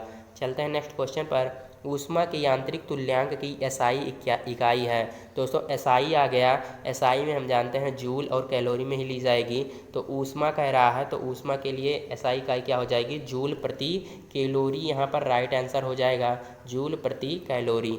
चलते हैं नेक्स्ट क्वेश्चन पर। CGS पद्धति में बल की इकाई है, CGS पद्धति में बल का इकाई जो होता है डाइन, और अगर जो हमारा एसआई पद्धति में बल की इकाई तो हमारा न्यूटन। ये आपको पता होना चाहिए। और क्या पूछता है हमारा, 1 न्यूटन किसके बराबर होता है? 1 न्यूटन तो 10⁵ डाइन के, 1 न्यूटन हमारा 10⁵ डाइन के बराबर होता है।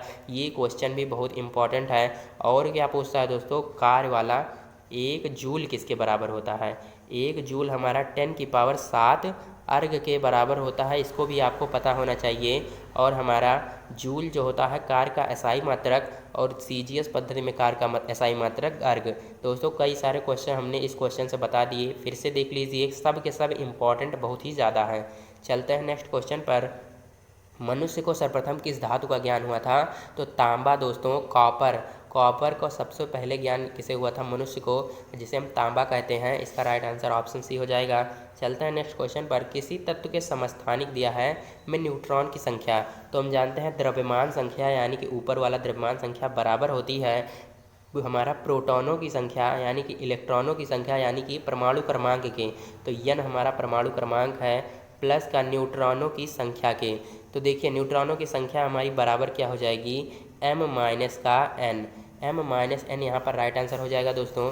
और हम जानते हैं, देखिए फॉर्मूला ऐसे भी होता है, एक A बराबर होता है Z प्लस n। यहाँ पर ये हमारी द्रव्यमान संख्या, ये हमारा परमाणु क्रमांक, और ये हमारा न्यूट्रॉनों की संख्या। ऐसे आपको जो है किसी भी तत्व के लिए आप निकाल सकते हैं न्यूट्रॉनों की संख्या, प्रोटॉनों की संख्या या फिर द्रव्यमान संख्या। अब चलते हैं नेक्स्ट क्वेश्चन पर। 2 लेंस जिनकी क्षमता दी गई है दोस्तों, एक साथ संयोजित किया जाता है। दोस्तों इसको संयोजित कर लीजिए यानी कि जोड़ लीजिए। तो हम 2.5 और 1.5 को जोड़ेंगे तो 4 डायोप्टर हो गया। अब कह रहा है तो नए लेंस की फोकस दूरी यानी कि जो नए लेंस वाली क्षमता बनी इसकी फोकस दूरी। तो दोस्तों देखिए यहाँ पर डायोप्टर दिया है, फोकस दूरी हमें ज्ञात करनी है तो 1/f होता है, P बराबर 1/f होता है, और f हमें फोकस दूरी ज्ञात करनी है तो f बराबर 1/p। यहाँ हमारा जो लेंस की क्षमता का मात्रक होता है डायोप्टर होता है, इसको भी आपको पता होना चाहिए। d से क्या होता है? डायोप्टर। तो p बराबर 1/f और फिर f बराबर क्या हो जाएगा? 1/p। तो f हम क्या रखेंगे दोस्तों? यहाँ पर 100 रखेंगे, मतलब ये हमारा किस में होता है? ये हमारा मीटर में होता है, और यहाँ भी मीटर में, लेकिन हम लेंगे किस में? सेंटीमीटर में लेंगे। किस में? सेंटीमीटर, क्योंकि यहाँ पर ऑप्शन में आंसर ही दिया है तो सेंटीमीटर में लेंगे। 1 मीटर बराबर 100 सेंटीमीटर। और 4 डायोप्टर है, 4 लिख लीजिए, काट दीजिए, 4 25 हो जाएगा। राइट आंसर क्या हो जाएगा? Option number A. चलते हैं नेक्स्ट क्वेश्चन पर। निम्न में से कौन सा एक चक्रीय यौगिक नहीं है दोस्तों? तो चक्रीय यौगिक हमारा बेंजीन भी है, क्योंकि ये हमारा बंध श्रृंखला वाले यौगिक कह रहा है। तो बंध श्रृंखला वाला यौगिक कौन सा नहीं है दोस्तों? नियोपेंटेन नहीं है। तो दोस्तों बंध श्रृंखला वाले यौगिक को यानी कि चक्रीय यौगिक को और क्या कहते हैं? एरोमेटिक यौगिक भी कहते हैं। इसको भी आपको पता होना चाहिए, एरोमेटिक। और जो चक्रीय यौगिक नहीं होता है उन्हें एलिफैटिक, यानी कि जिसकी खुली श्रृंखला होती है। तो ये नियोपेंटेन हमारा कैसे बनता है? C बनता है, और ये इधर इधर इधर इधर सब तरफ क्या होता है? CH3 लगता है, CH3 बनता है। ये हमारी क्या होती है? खुली श्रृंखला वाला यौगिक होता है, यानी कि चक्रीय यौगिक ये नहीं है। चलते हैं नेक्स्ट क्वेश्चन पर। चालक में 3 मिली एम्पियर की विद्युत धारा प्रवाहित हो रही है, इसमें से 1 मिनट में बहने वाले इलेक्ट्रॉनों की संख्या लगभग होगी। तो लगभग हमें बताना है, सिंपल सा 3 मिली एम्पियर कह रहा है। मिली एम्पियर बोले तो 10⁻³ एम्पियर। मिली को क्या लिखते हैं? -3 10 में। कह रहा है 1 मिनट यानी कि t बराबर हमारा 1 मिनट यानी कि हम 60 सेकंड इसे लिख सकते हैं को। फिर कह रहा है इलेक्ट्रॉन की संख्या। तो देखिए फॉर्मूला हमारा क्या होता है? Q बराबर NE और Q बराबर IT। तो तुलना कराते हैं, NE बराबर होता है IT के, और हमें मतलब इलेक्ट्रॉनों की संख्या n का मान ज्ञात करना है। तो IT अपॉन का E, IT अपॉन E हो जाएगा। अब देखिए I हमारा दिया है कितना? 3 मिली एम्पियर यानी कि 3 × 10⁻³ और यहाँ पर t का मान हमारा 60 दिया है, और हमारा e का मान 1.6 × 10⁻19। इसी को सॉल्व कर लेंगे दोस्तों, हमारा 10⁻18 निकल के आ जाएगा। इसको जब इसमें भाग करेंगे तो 1 दशमलव कुछ कर जाएगा, इसका गुणा कराकर। तो यहाँ पर इसको हम लगभग में हमें बताना है, तो 10 की घात वाला ही लगभग में बता देंगे। 10⁻18 यहाँ पर राइट आंसर हो जाएगा। चलते हैं नेक्स्ट क्वेश्चन पर। आवर्त सारणी में सर्वाधिक विद्युत ऋणात्मक तत्व है दोस्तों, तो हमारा कौन सा है? फ्लोरीन है। फ्लोरीन यहाँ पर राइट आंसर हो जाएगा दोस्तों। अब चलते हैं नेक्स्ट क्वेश्चन पर। यदि सरल लोलक का द्रव्यमान दोगुना कर दिया जाए तो आवर्तकाल। दोस्तों हमने बताया था कि आवर्तकाल जो होता है उसका formula 1/2 pi under root L upon g होता है और इसमें द्रव्यमान 2 गुना कह रहा है। इसमें आपको क्या कहीं द्रव्यमान दिख रहा है? कहीं नहीं दिख रहा। तो द्रव्यमान का जब आवर्तकाल से कोई जो है यहाँ पर ताल्लुक ही नहीं है तो हमारा जो है इसमें कोई परिवर्तन भी नहीं होगा, तो समान बना रहेगा। इसका राइट आंसर हो जाएगा। चलते हैं नेक्स्ट क्वेश्चन पर। यदि द्रव के तापमान में वृद्धि की जाए तो इसका पृष्ठ तनाव, तो दोस्तों तापमान में वृद्धि कर देंगे तो पृष्ठ तनाव क्या हो जाएगा? घट जाएगा। इसको आपको याद कर लेना है। एक बार दाब से तात्पर्य है, यानी कि एक बार दाब जो है दोस्तों, यानी कि इसके कहने का मतलब है एक वायुमंडलीय दाब। एक वायुमंडलीय दाब किसके बराबर होता है दोस्तों? 10⁵ पास्कल, और पास्कल को आप न्यूटन प्रति मीटर स्क्वायर भी लिख सकते हैं। अब चलते हैं नेक्स्ट क्वेश्चन पर। एक जल का क्वथनांक 95 डिग्री फ़ारेनहाइट है, तो सेल्सियस पैमाने पर इसका मान। देखिए हमने वो फार्मूला बताया था और इसका क्वेश्चन भी आ गया, यानी कि ये क्वेश्चन इंपॉर्टेंट जरूर है। देखिए C/F बराबर हमने बताया था F माइनस का 32/9। अब देखिए C का हमें मान ज्ञात करना है सेल्सियस पैमाने पर, तो C बराबर क्या हो जाएगा? C/5 बराबर हो जाएगा, F का मान हमारा 95 माइनस का 32/9 घटाएंगे आ जाएगा 63/9 और इसको काट देंगे 9 × 63 और इसका गुणा कराएंगे 7×5 = 35, यानी कि 35 डिग्री सेल्सियस यहाँ पर राइट आंसर हो जाएगा। चलते हैं नेक्स्ट क्वेश्चन पर। गुप्त ऊष्मा की CGS इकाई क्या है? तो दोस्तों CGS में आपको पता होना चाहिए, यहाँ पर सेंटीमीटर, ग्राम और सेकंड से इसका मतलब होता है, यानी कि जिसका मान जो है ग्राम में भी आना चाहिए। तो ग्राम में कौन कौन सा है? ये है और ये है। अब देखिए ग्राम और ग्राम ये हमारा मिल गया, यानी कि ये दोनों क्या हो जाएंगे? गलत ही हो जाएंगे। तो गुप्त ऊष्मा हमारा फार्मूला पता है दोस्तों, Q बराबर M × L, ये विशिष्ट ऊष्मा है, M × L। तो देखिए L हमारा क्या है? यही हमारी गुप्त ऊष्मा है, तो L बराबर हो जाएगा Q/M। और Q बराबर क्या होता है? Q का मात्रक क्या होता है? कैलोरी। ऊष्मा का मात्रक क्या होता है? कैलोरी। और द्रव्यमान का मात्रक किलोग्राम। लेकिन हमें लेना किस में है दोस्तों? ग्राम में, यानी कि द्रव्यमान का मात्रक यहाँ पर ग्राम ले लेंगे, तो कैलोरी प्रति ग्राम यहाँ पर राइट आंसर हो जाएगा दोस्तों। चलते हैं नेक्स्ट क्वेश्चन पर। SI पद्धति में न्यूटन सेकंड इकाई है दोस्तों। न्यूटन सेकंड यानी कि F का मात्रक न्यूटन और सेकंड यानी कि T का मात्रक सेकंड। तो ये किसके बराबर होता है दोस्तों? I बराबर F × T अभी बताया, यानी कि आवेग बराबर बल गुणे समय। यहाँ पर राइट आंसर B ऑप्शन हो जाएगा। चलते हैं नेक्स्ट क्वेश्चन पर। ऊर्जा का मात्रक नहीं है, तो दोस्तों ऊर्जा का मात्रक यहाँ पर मेगावाट हो जाएगा। क्यों? क्योंकि यहाँ पर वाट किसका मात्रक होता है? शक्ति का, और शक्ति यहाँ हमारा दिया नहीं है, ऊर्जा कह रहा है, तो ऊर्जा का मात्रक जूल भी होता है, किलोवाट घंटा भी और न्यूटन मीटर भी। तो मेगावाट यहाँ पर राइट आंसर हो जाएगा। चलते हैं नेक्स्ट क्वेश्चन पर। 1 किलोवाट घंटा का मान, तो 1 किलोवाट घंटा 3.6 × 10⁶ जूल के बराबर होती है। यहाँ पर 1 हॉर्स पावर दिया है दोस्तों, इसका जो ताल्लुक होता है, मतलब 1 हॉर्स पावर क्या होता है? 746 वाट के बराबर होता है। इसको भी आपको पता होना चाहिए। एक अश्व शक्ति हमारा 746 वाट के बराबर होती है। चलते हैं नेक्स्ट क्वेश्चन पर। यदि किसी वस्तु का द्रव्यमान 100 ग्राम तथा विशिष्ट ऊष्मा दी है तो उसकी ऊष्माधारिता, तो हम जानते हैं दोस्तों विशिष्ट हमारी जो ऊष्माधारिता होती है Q बराबर वो हमारी M × S। दोस्तों हमने पीछे बताया था, इसको हमने विशिष्ट ऊष्मा कह दिया था, सॉरी। यहाँ पर ये हमारी ऊष्माधारिता है और S हमारी यहाँ पर विशिष्ट ऊष्मा है। तो यहाँ पर M का मान हमारा 100 किलोग्राम मतलब ग्राम, और हमारा S हमारी विशिष्ट ऊष्मा, इसका मान दिया है 0.11। देखिए फार्मूला हमारा M × S × ΔT भी होता है, ΔT, लेकिन यहाँ पर ΔT दिया नहीं है तो इसको नहीं लेंगे। यहाँ पर M × S सिर्फ लेंगे, और हम जानते हैं यहाँ पर अब इसको गुणा करा देंगे तो क्या हो जाएगा? 100 का जब 0.11 में जब गुणा कराएंगे तो क्या हो जाएगा? 11 कैलोरी प्रति डिग्री सेल्सियस। चलते हैं नेक्स्ट क्वेश्चन पर। कोई व्यक्ति 5 मीटर की दूरी तक स्पष्ट देख सकता है। 10 मीटर स्पष्ट देखने के लिए आवश्यक लेंस की फोकस दूरी। दोस्तों यहाँ पर 5 मीटर की दूरी तक स्पष्ट देख सकता है, यानी कि यहाँ पर इसका प्रतिबिंब क्या है? बन रहा है। तो यानी कि V बराबर -5 मीटर, U बराबर हमारा -10 मीटर। लेंस की फोकस दूरी ज्ञात करनी है। 1/F बराबर फार्मूला लगा दीजिए लेंस वाला। 1/F बराबर लेंस के लिए क्या होता है? -1/U। तो इसी से आप सॉल्व कर लीजिएगा, आंसर आ जाएगा। अब चलते हैं नेक्स्ट क्वेश्चन पर। नेत्र लेंस के किस भाग की वक्रता त्रिज्या बड़ी होती है? तो अगले भाग की दोस्तों यहाँ पर राइट आंसर हो जाएगा। चलते हैं नेक्स्ट क्वेश्चन पर। एक व्यक्ति 2 मीटर तक की दूरी स्पष्ट देख सकता है। यदि उसे 6 मीटर तक की दूरी स्पष्ट देखनी हो तो जो लेंस प्रयोग करना चाहिए। तो यहाँ पर दोस्तों आप इसको सॉल्व कर लीजिएगा, उसी प्रकार इसको भी करना है। 2 मीटर की दूरी स्पष्ट देख सकता है, यानी कि v का मान यहाँ पर -2 मीटर, और यदि उसे 6 मीटर की दूरी स्पष्ट देखना है, u बराबर 6 मीटर हो जाएगा माइनस का। तो हमें जो लेंस का प्रयोग करना चाहिए वो हमें यहाँ पर बताना है। तो यहाँ पर अगर आप देखेंगे 2 मीटर की दूरी स्पष्ट देख सकता है, यानी कि निकट की वस्तु उसे स्पष्ट दिखाई दे रही है। 6 मीटर की दूरी देखने के लिए प्रयोग करना चाहिए। निकट की वस्तु स्पष्ट दिखाई दे रही है, दूर की नहीं, यानी कि निकट की वस्तुएं हमारी किस में स्पष्ट दिखाई देती हैं? निकट दृष्टि दोष में। निकट दृष्टि दोष में क्या होता है? निकट की वस्तुएं स्पष्ट दिखाई देती हैं और दूर की नहीं दिखाई देती। तो यहाँ पर निकट दृष्टि दोष से क्या है? इस व्यक्ति को क्या है? निकट दृष्टि दोष ही है। तो यहाँ पर हम जानते हैं दूना कॉन्सेप्ट से निकट दृष्टि दोष के लिए किस लेंस का प्रयोग करते हैं दोस्तों? अवतल लेंस का, और दूर दृष्टि दोष के लिए उत्तल लेंस का। तो हमने अभी बताया निकट दृष्टि दोष था, यानी कि अवतल लेंस का प्रयोग करेंगे। तो यहाँ पर यही दोनों अब करेंगे। अब कौन सा करेंगे इसको आपको सॉल्व करके कर लेना है। आप एफ का मान निकाल लेंगे यहाँ से, फिर आपको P बराबर क्या करना है? P का मान निकालना है ना। यहाँ पर डायोप्टर में आंसर दिया है, तो P बराबर 1/f कर इसे निकाल सकते हैं, तो 0.33 डायोप्टर आ जाएगा। चलते हैं नेक्स्ट क्वेश्चन पर।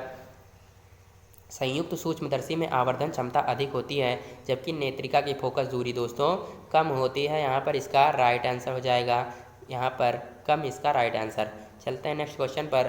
किसी आचालक को प्रेरण द्वारा, दोस्तों हम जानते हैं आचालक को हम प्रेरण द्वारा आवेशित नहीं कर सकते, सिर्फ हम चालकों को प्रेरण द्वारा आवेशित कर सकते हैं। वो भी यहाँ पर एक कुंडली मतलब लगाते हैं और इसी को क्या करते हैं, इसके बगल एक कुंडली रख देते हैं, तो हम प्रेरण द्वारा क्या करते हैं? आवेशित कर पाते हैं। लेकिन किसमें? सिर्फ चालकों में, अचालकों में नहीं। चलते हैं नेक्स्ट क्वेश्चन पर। एक इलेक्ट्रॉन तथा प्रोटॉन के बीच कार्य करने वाला बल जो है विद्युत बल Fp तथा गुरुत्वाकर्षण बल Fg के मध्य संबंध होता है। तो यहाँ पर दोस्तों हमारा विद्युत बल हमने बताया था गुरुत्वाकर्षण बल से क्या होता है? प्रबल होता है। क्या होता है? विद्युत बल गुरुत्वाकर्षण बल से प्रबल होता है, यानी कि हमारा विद्युत बल इसका क्या होता है? 10⁻40 गुना। कितना ज़्यादा आप देख सकते हैं, बहुत ही ज़्यादा। राइट आंसर सी ऑप्शन हो जाएगा। चलते हैं नेक्स्ट क्वेश्चन पर। एक इलेक्ट्रॉन व प्रोटॉन के बीच, देखिए अभी बताया स्थिर विद्युत बल क्या होता है? एफ हमारा क्या यहाँ पर स्थिर विद्युत बल किससे डिनोट करेंगे? Fp से। ये हमारा क्या होता है? गुरुत्वाकर्षण बल से बहुत ज़्यादा प्रबल होता है। यहाँ पर right answer option number A. चलते हैं नेक्स्ट क्वेश्चन पर। दो आवेशों के बीच की दूरी तिगुनी कर देने पर उनके बीच लगने वाला बल होगा। तो दोस्तों यहाँ पर हमने बताया था जितनी गुनी कहेगा उसका स्क्वायर और बराबर 9, और इसी को कर देंगे बटे में, यानी कि 1/9 यहाँ पर राइट आंसर हो जाएगा। चलते हैं नेक्स्ट क्वेश्चन पर। किसी विद्युत परिपथ में एकांक धन आवेश के दो बिंदुओं के बीच स्थानांतरित करने में किया गया कार्य। तो दोस्तों एक बिंदु से अगर दूसरे बिंदु तक कोई वस्तु ले जाते हैं, मतलब विद्युत परिपथ में, तो वहाँ पर क्या होता है? विभवांतर कार्य करता है। इसको आपको याद कर लेना है। चलते हैं नेक्स्ट क्वेश्चन पर। लेक्लांसी सेल में विध्रुवक होता है। तो यहाँ पर लेक्लांसी सेल में विध्रुवक क्या होता है दोस्तों? MnO2। MnO2 यहाँ पर राइट आंसर हो जाएगा। चलते हैं नेक्स्ट क्वेश्चन पर। Cu++ जो है आवेश दिया है, इस पर कितना आवेश होगा ये बताना है। तो यहाँ पर दोस्तों अगर Cu सिर्फ प्लस होता तो एक इलेक्ट्रॉन पर आवेश 1.6 × 10⁻19 कूलाम, और यहाँ पर 2 प्लस दे दिया, यानी कि 2 आवेश आ गया, तो 2 से इसको गुणा करा देंगे तो 3.2 × 10⁻19 कूलाम। चलते हैं नेक्स्ट क्वेश्चन पर। 0 डिग्री सेल्सियस पर ध्वनि की चाल कितनी होती है दोस्तों? तो 0 डिग्री सेल्सियस पर ध्वनि की चाल 332 मीटर प्रति सेकेंड होती है दोस्तों। इसको आपको याद कर लेना है। ये आपको क्वेश्चन में आपको रखने को मिलेगा। यहाँ पर 332 रख सकते हैं आप, या तो 344 भी रख सकते हैं अगर ध्वनि का मान नहीं दिया है तो। चलते हैं नेक्स्ट क्वेश्चन पर। प्रकाश आँख के किस भाग पर सबसे पहले प्रवेश करता है दोस्तों? बहुत इंपॉर्टेंट क्वेश्चन है। प्रकाश जो है सबसे पहले आँख के किस भाग पर पड़ती है? हमारा कॉर्निया पर पड़ती है, यानी कि आँख जो होती है वो हमारा यहाँ पर उभरा होता है, इसी पर सबसे पहले पड़ती है। और प्रतिबिंब कहाँ बनता है इसका? रेटिना पर जाकर क्या होता है? इसका प्रतिबिंब बनता है। इसको भी आपको याद कर लेना है। चलते हैं नेक्स्ट क्वेश्चन पर। विशिष्ट प्रतिरोध के व्युत्क्रम को क्या कहते हैं दोस्तों, इसको बताया था। अगर विशिष्ट प्रतिरोध कहेगा तो विशिष्ट चालकता इसका व्युत्क्रम, और विद्युत प्रतिरोध कहेगा तो विद्युत चालकता इसका व्युत्क्रम। दोस्तों जो कहेगा उसी के हिसाब से आप कर दीजिएगा, विशिष्ट कहेगा तो विशिष्ट से और विद्युत कहेगा तो विद्युत से। चलते हैं नेक्स्ट क्वेश्चन पर। किस नियम को संधि का नियम भी कहते हैं दोस्तों, तो किरचॉफ के प्रथम नियम को संधि का नियम भी कहते हैं, इसको आपको पता होना चाहिए। और किरचॉफ का प्रथम नियम क्या करता है, आवेश के संरक्षण पर आधारित है, हमने बताया था।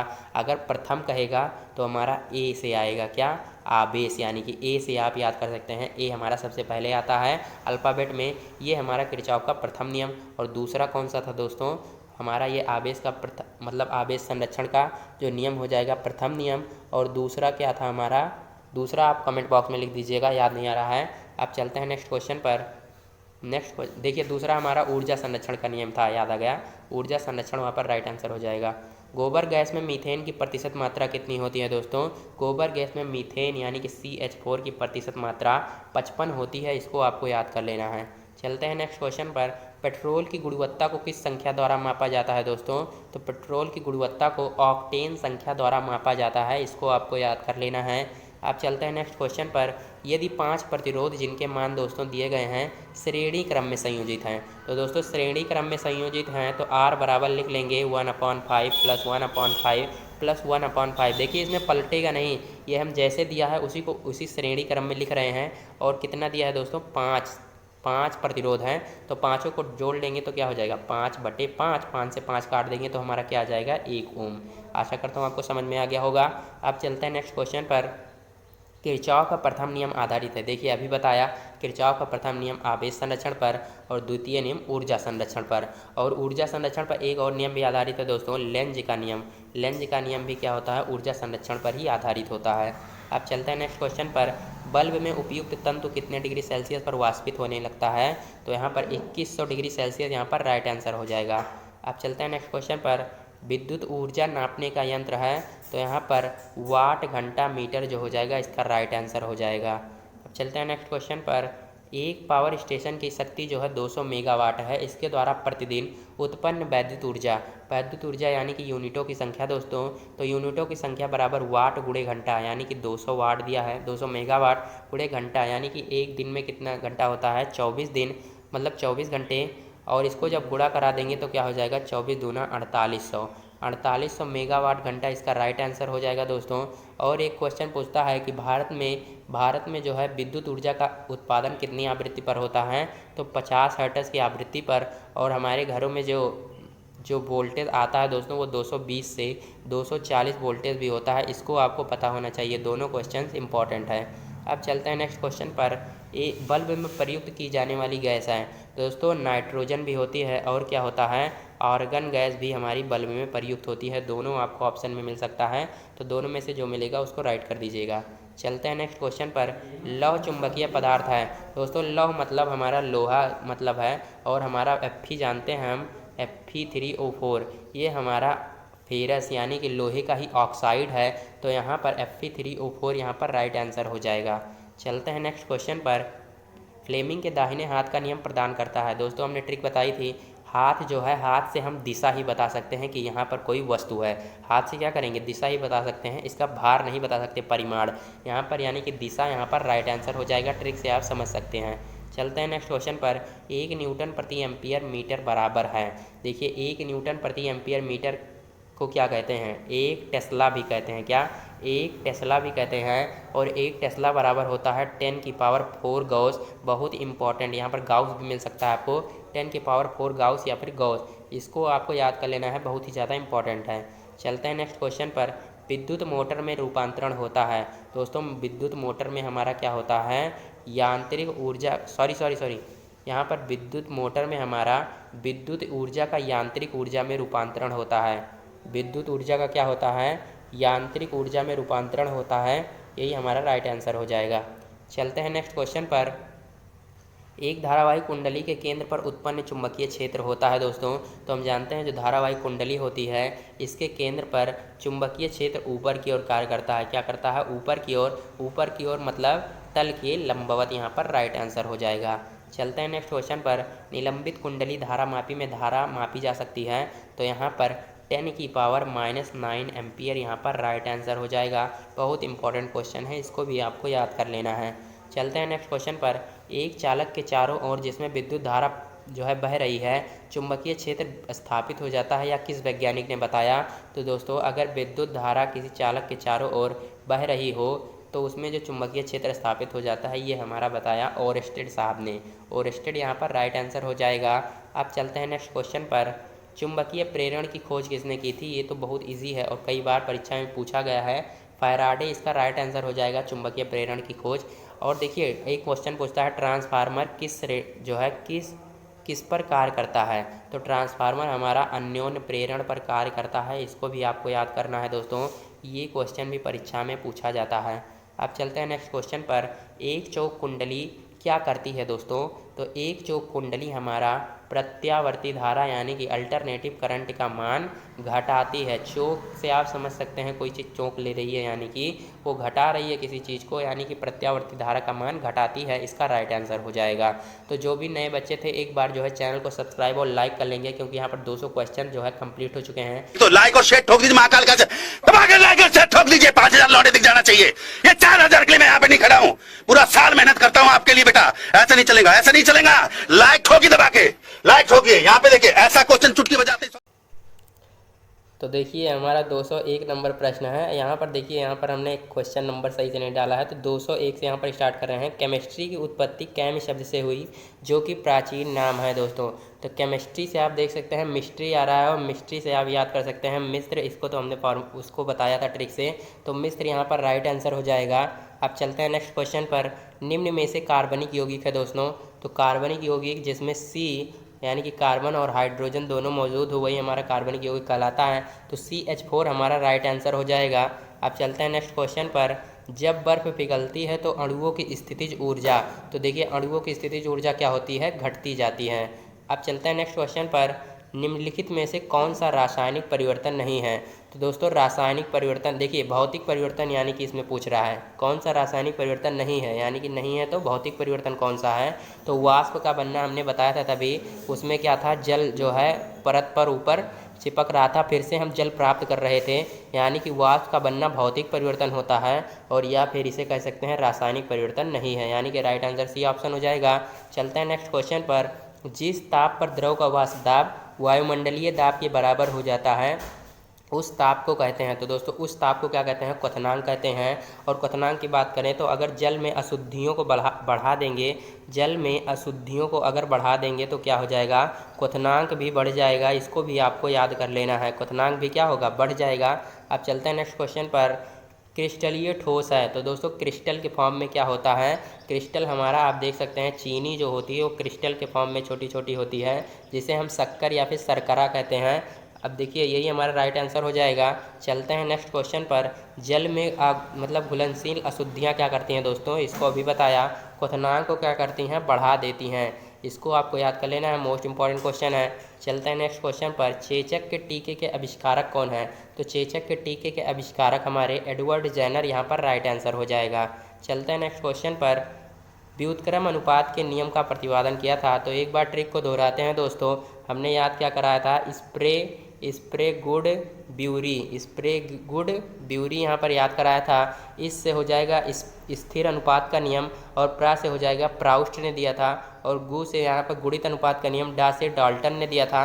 वी से जो हमारा यहाँ पर व्युत्क्रम या फिर तुल्य अनुपात का जिसे नियम कहते हैं, उसको किसने दिया था दोस्तों? रीसे रिक्टर ने। तो आप फिर से देख लीजिए, कॉपी में लिख लीजिए, बहुत इंपॉर्टेंट यहाँ पर फॉर्मूला यहाँ पर समझ सकते हैं। इसको आप अगर याद कर लेंगे तो आसानी से किसी का भी बता सकते हैं। तो यहाँ पर व्युत्क्रम अनुपात का नियम रिक्टर ने दिया था, इसको आपको याद कर लेना है। चलते हैं नेक्स्ट क्वेश्चन पर। तांबे के ऑक्साइड में देखिए क्रमशः 88.7 तथा 78.8% तांबा है, इनसे नियम प्रतिपादित होता है। तो हमने बताया दोस्तों अगर आपके परसेंटेज में कहीं भी ऐसे मिल जाएंगे तो वहाँ पर हमेशा गुणित अनुपात का नियम लगेगा, या फिर नाइट्रोजन के 5 ऑक्साइड आपको मिल जाएंगे, नाइट्रोजन के 5 ऑक्साइड मिल जाएंगे, वहाँ पर भी क्या होगा? गुणित अनुपात का नियम ही लागू होगा, यानी कि गुणित अनुपात का नियम यहाँ पर राइट आंसर हो जाएगा। चलते हैं नेक्स्ट क्वेश्चन पर। परमाणु को सर्वप्रथम किसने विभाजित किया था दोस्तों? तो परमाणु को सर्वप्रथम किसने विभाजित किया था? बैकरल ने, हेनरी बैकरल या फिर बैकरल कह सकते हैं। चलते हैं नेक्स्ट क्वेश्चन पर। परमाणु के मूल कण में जो नाभिक में उपस्थित नहीं होते हैं, तो दोस्तों नाभिक जो होता है उसमें क्या उपस्थित नहीं होता है, यहाँ पर हमारा प्रोटॉन और जो होता है न्यूट्रॉन नाभिक के अंदर होते हैं और इलेक्ट्रॉन क्या करते हैं, इसके चारों ओर घूमते रहते हैं। तो यहाँ पर इनके अंदर जो उपस्थित नहीं होते, यहाँ पर इलेक्ट्रॉन हो जाएगा। ये क्या करते हैं, ये चारों ओर घूमते रहते हैं नाभिक के, यानी कि इलेक्ट्रॉन यहाँ पर राइट आंसर हो जाएगा। चलते हैं नेक्स्ट क्वेश्चन पर। CO2 अणु में कुल इलेक्ट्रॉनों की संख्या। देखिए इसको हमने बताया था, काफ़ी बच्चे गलत करते हैं।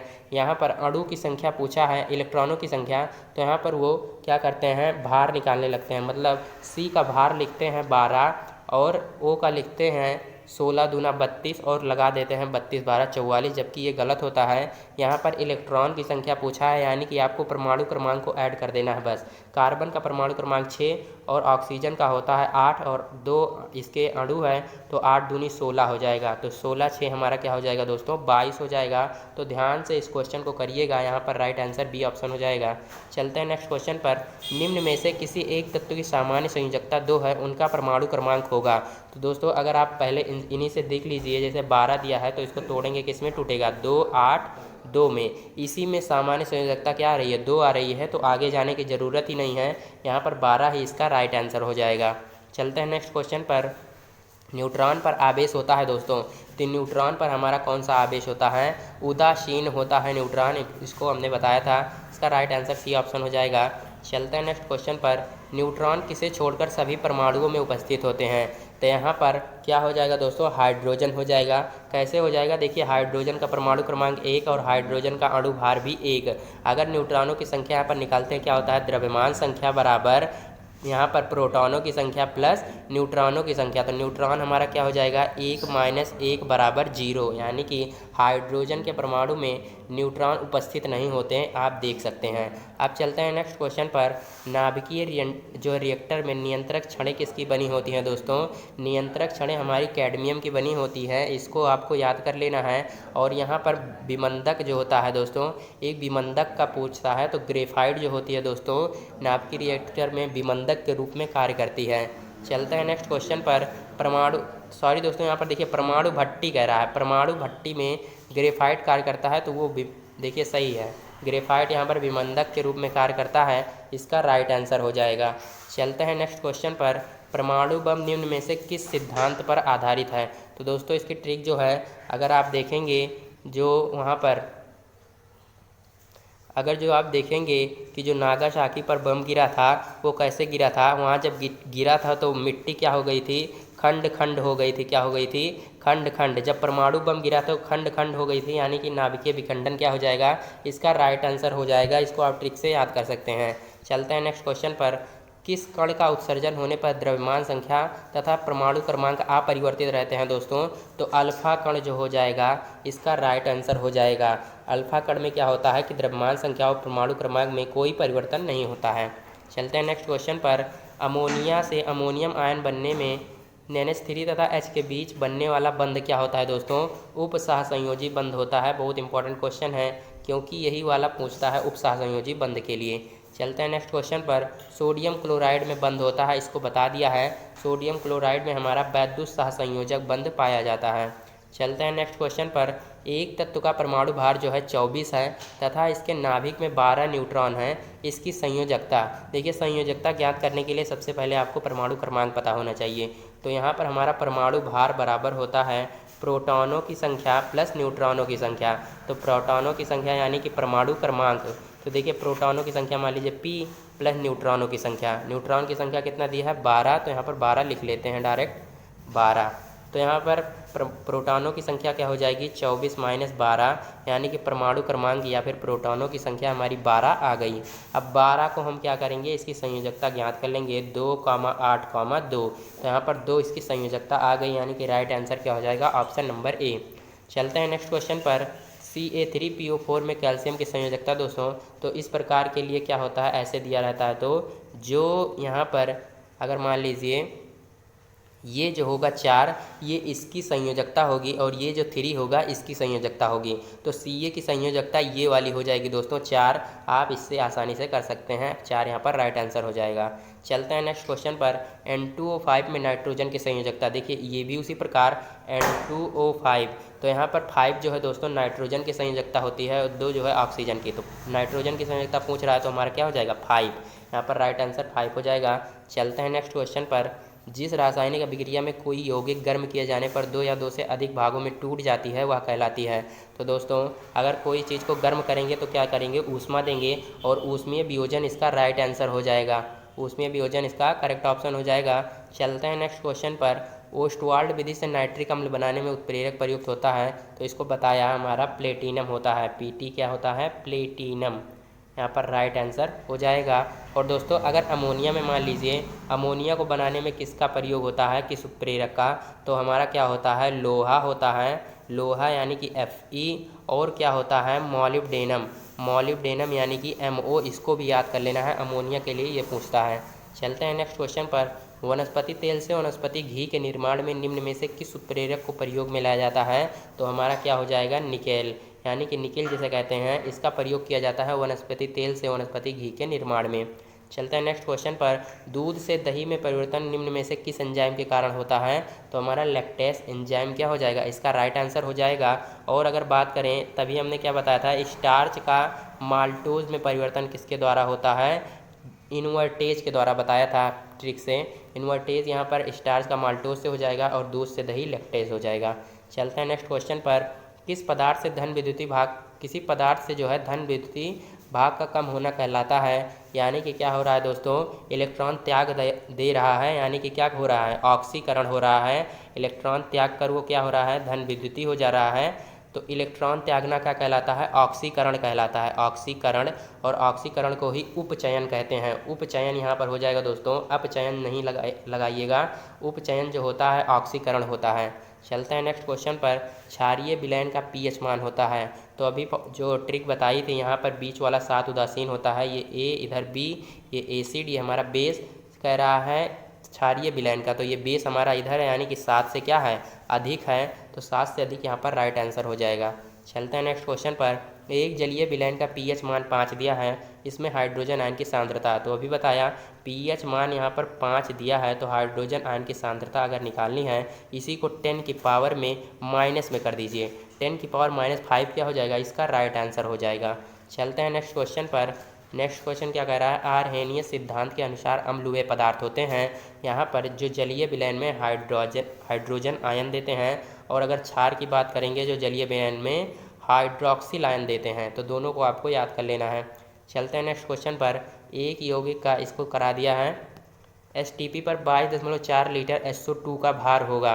देखिए STP कह रहा है, इसको आपको ध्यान नहीं देना है। SO2 का भार आप सिंपल निकाल लेंगे। S का जो परमाणु भार होगा, देखिए परमाणु क्रमांक 16 और भार क्या हो जाएगा 32। और हमारा ऑक्सीजन का होता है 16 परमाणु भार और 2 परमाणु दिए हैं, यानी कि 16 दूना 32।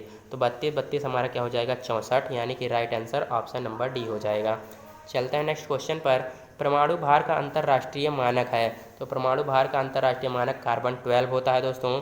अब चलते हैं नेक्स्ट क्वेश्चन पर। निम्न में से विद्युत अपघट्य है, यानी कि जिसमें विद्युत जो है प्रवाहित हो सकती है दोस्तों।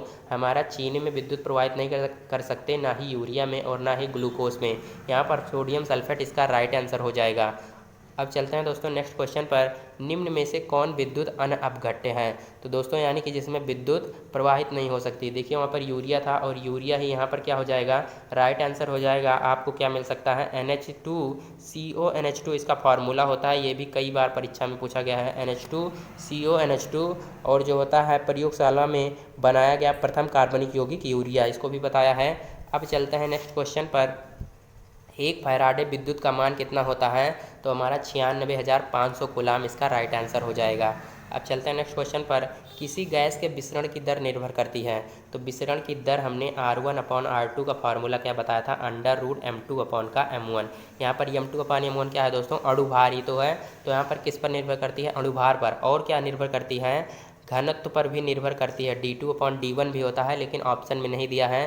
तो यहाँ पर अणुभार ही इसका राइट आंसर हो जाएगा। चलते हैं नेक्स्ट क्वेश्चन पर। दो गैसों के विसरण की गतियों के अनुपात क्या है दोस्तों, दिए गए हैं 2:3। तो अणु भारों में अनुपात बताना है, अणु भारों में अनुपात बताना है। तो यहाँ पर अंडर रूट यहाँ से हटाएंगे तो इस पर क्या होगा स्क्वायर, तो m2/m1 क्या हो जाएगा 4:9। और m1/m2 निकालेंगे, m1/m2 या तो कह सकते हैं क्या हो जाएगा पलट जाएगा 9:4। देखिए पलटना जरूरी है, नहीं आप गलत कर देंगे। यहाँ पर राइट आंसर क्या हो जाएगा 9:4, क्योंकि यहाँ पर देखिए इसका उल्टा भी दिया है 4:9, तो आपको पलट जरूर देना है। चलते हैं नेक्स्ट क्वेश्चन पर। H तथा O की विसरण गतियों का अनुपात, इसको आप निकाल लीजिएगा दोस्तों। इस तरह के कई सारे क्वेश्चन हमने बता दिए हैं। अब चलते हैं नेक्स्ट क्वेश्चन पर। आदर्श गैस समीकरण Pb बराबर nRT में R का मान निर्भर करता है। R का मान किस पर निर्भर करता है दोस्तों, हमारा विशिष्ट गैस नियतांक जो है R का मान हमारा गैस के दाब तथा आयतन पर निर्भर करता है। और इसका मान कितना होता है दोस्तों R का, ये भी पूछता है 8.31 जूल प्रति केल्विन, ये भी परीक्षा में पूछा जाता है। 8.31 जूल प्रति केल्विन जो हो जाएगा R का मान हो जाएगा, और ये निर्भर करता है गैस के दाब तथा आयतन पर। चलते हैं नेक्स्ट क्वेश्चन पर। हाइड्रोजन के गुब्बारे का फटना है, इसको हमने बता दिया, और रोटी का फूलना जो होता है चार्ल्स के नियम पर आधारित है। अब चलते हैं नेक्स्ट क्वेश्चन पर। परम शून्य ताप वह ताप है जिन पर सभी गैसों का आयतन क्या होता है दोस्तों, शून्य होता है। परम शून्य ताप वह ताप है जिस पर सभी गैसों का आयतन शून्य होता है। चलते हैं नेक्स्ट क्वेश्चन पर। निम्न में से कौन से एक द्वितीयक सेल है, हमारा क्या हो जाएगा निकेल सेल। चलते हैं नेक्स्ट क्वेश्चन पर। कटे हुए सेब को खुला छोड़ने पर कुछ समय पश्चात यह भूरा हो जाता है क्योंकि इसमें उपस्थित होता है। तो दोस्तों ये हमारा इसमें लोहा उपस्थित होता है, इसीलिए क्या हो जाता है कटा हुआ सेब भूरा हो जाता है अगर आप उसे वैसे खुला छोड़ देंगे। चलते हैं नेक्स्ट क्वेश्चन पर। फैराडे का प्रथम नियम निम्न में से किससे संबंधित है। तो दोस्तों सब में आपको फार्मूला सेम दिख रहा होगा, लेकिन आपको सीरियल वाइज लिखना है। ZIT, W बराबर ZIT यहाँ पर फैराडे का प्रथम नियम था, इसको आपको याद कर लेना है। चलते हैं नेक्स्ट क्वेश्चन पर। मोलरता प्रदर्शित करती है, तो मोलरता का जो दोस्तों मात्रक आप कह लीजिए मोल प्रति लीटर होता है, इसी से आप याद कर सकते हैं। मोल प्रति लीटर यहाँ पर प्रदर्शित करती है। चलते हैं नेक्स्ट क्वेश्चन पर। पानी के 180 ग्राम में मोलों की संख्या, तो 180 ग्राम में मोलों की संख्या क्या हो जाएगी दोस्तों, इसका भार यानी कि 180 ग्राम हो गया। अणु भार जल का कितना होता है 18 होता है, तो इसको जब काटेंगे दोस्तों तो हमारा 10 आ जाएगा। 10 आ जाएगा यानी कि राइट आंसर क्या हो जाएगा, ये वाला हो जाएगा। यहाँ पर 18 लग गया है जो कि गलत है, यहाँ पर 10 ग्राम जो है मोलों की संख्या हो जाएगी। चलते हैं नेक्स्ट क्वेश्चन पर। यहाँ पर बादल है दोस्तों, तो बादल हमारा क्या है, हमारा गैस में परिक्षिप्त द्रव है। क्या है, गैस में परिक्षिप्त द्रव, यहाँ पर राइट आंसर हो जाएगा। चलते हैं नेक्स्ट क्वेश्चन पर। पनीर उदाहरण है, तो दोस्तों पनीर हमारा किसका उदाहरण है, जैल का। आप कैसे याद कर सकते हैं, देखिए पनीर दिया है, पनीर यहाँ पर पनीर से आप समझते हैं पानी आगे का दिया है, और जैल का मतलब जल, यानी कि पानी और जल एक ही होता है। पनीर का उदाहरण क्या हो जाएगा, जैल, आप याद कर सकते हैं। चलते हैं नेक्स्ट क्वेश्चन पर। हाइड्रोजन को आवर्त सारणी के जिस समूह में रखा गया है वह है, तो हाइड्रोजन कौन से समूह में रखा गया है दोस्तों, 17वें समूह में रखा गया है। फिर कल बाहर आएगी ऑटो, इसको बताया है, फिर कल बाहर आएगी ऑटो, ये हमारा 17वां समूह है। और 18वें समूह में क्या है दोस्तों, 18वें समूह में हमारा अक्रिय गैस रखी गई है, जिसे शून्य जो है शून्य वर्ग की गैसें भी कहते हैं। अक्रिय गैस यहाँ पर 18वें वर्ग में रखी गई है। इसका जो फार्मूला होता है, मतलब याद करने की ट्रिक, वो है हीना, नैना और करीना ऐसी रहना, यानी कि helium, neon, argon, krypton, xenon और रेडॉन, इसको भी आपको याद कर लेना है। चलते हैं नेक्स्ट क्वेश्चन पर। अष्टक नियम प्रतिपादित करने वाले वैज्ञानिक थे, तो अष्टक हमारा जो नियम दिया था वो न्यूलैंड ने दिया था, आपको याद कर लेना है। चलते हैं नेक्स्ट क्वेश्चन पर। यूरेनियम सदस्य है दोस्तों, तो यूरेनियम हमारा एक्टिनाइड श्रेणी का सदस्य है, इसको आपको याद कर लेना है। चलते हैं नेक्स्ट क्वेश्चन पर। सर्वाधिक विद्युत ऋणात्मक तत्व है, तो दोस्तों जो सबसे पहला आएगा फिर कल बाहर आएगी ऑटो में, वही हमारा सबसे विद्युत ऋणात्मक तत्व यानी कि फ्लोरीन हो जाएगा। इसका राइट आंसर फ्लोरीन। और देखिए अगर सबसे विद्युत ऋणात्मक तत्व अगर दूसरे नंबर पर कहेगा तो दूसरा नंबर हमारा कौन सा है, ऑक्सीजन का, ये सबसे अधिक विद्युत ऋणात्मक तत्व होता है, लेकिन दूसरे स्थान पर, पहले स्थान पर फ्लोरीन ही होता है। अगर ऑप्शन में फ्लोरीन दिया है तो फ्लोरीन की टिक करिएगा। चलते हैं नेक्स्ट क्वेश्चन पर।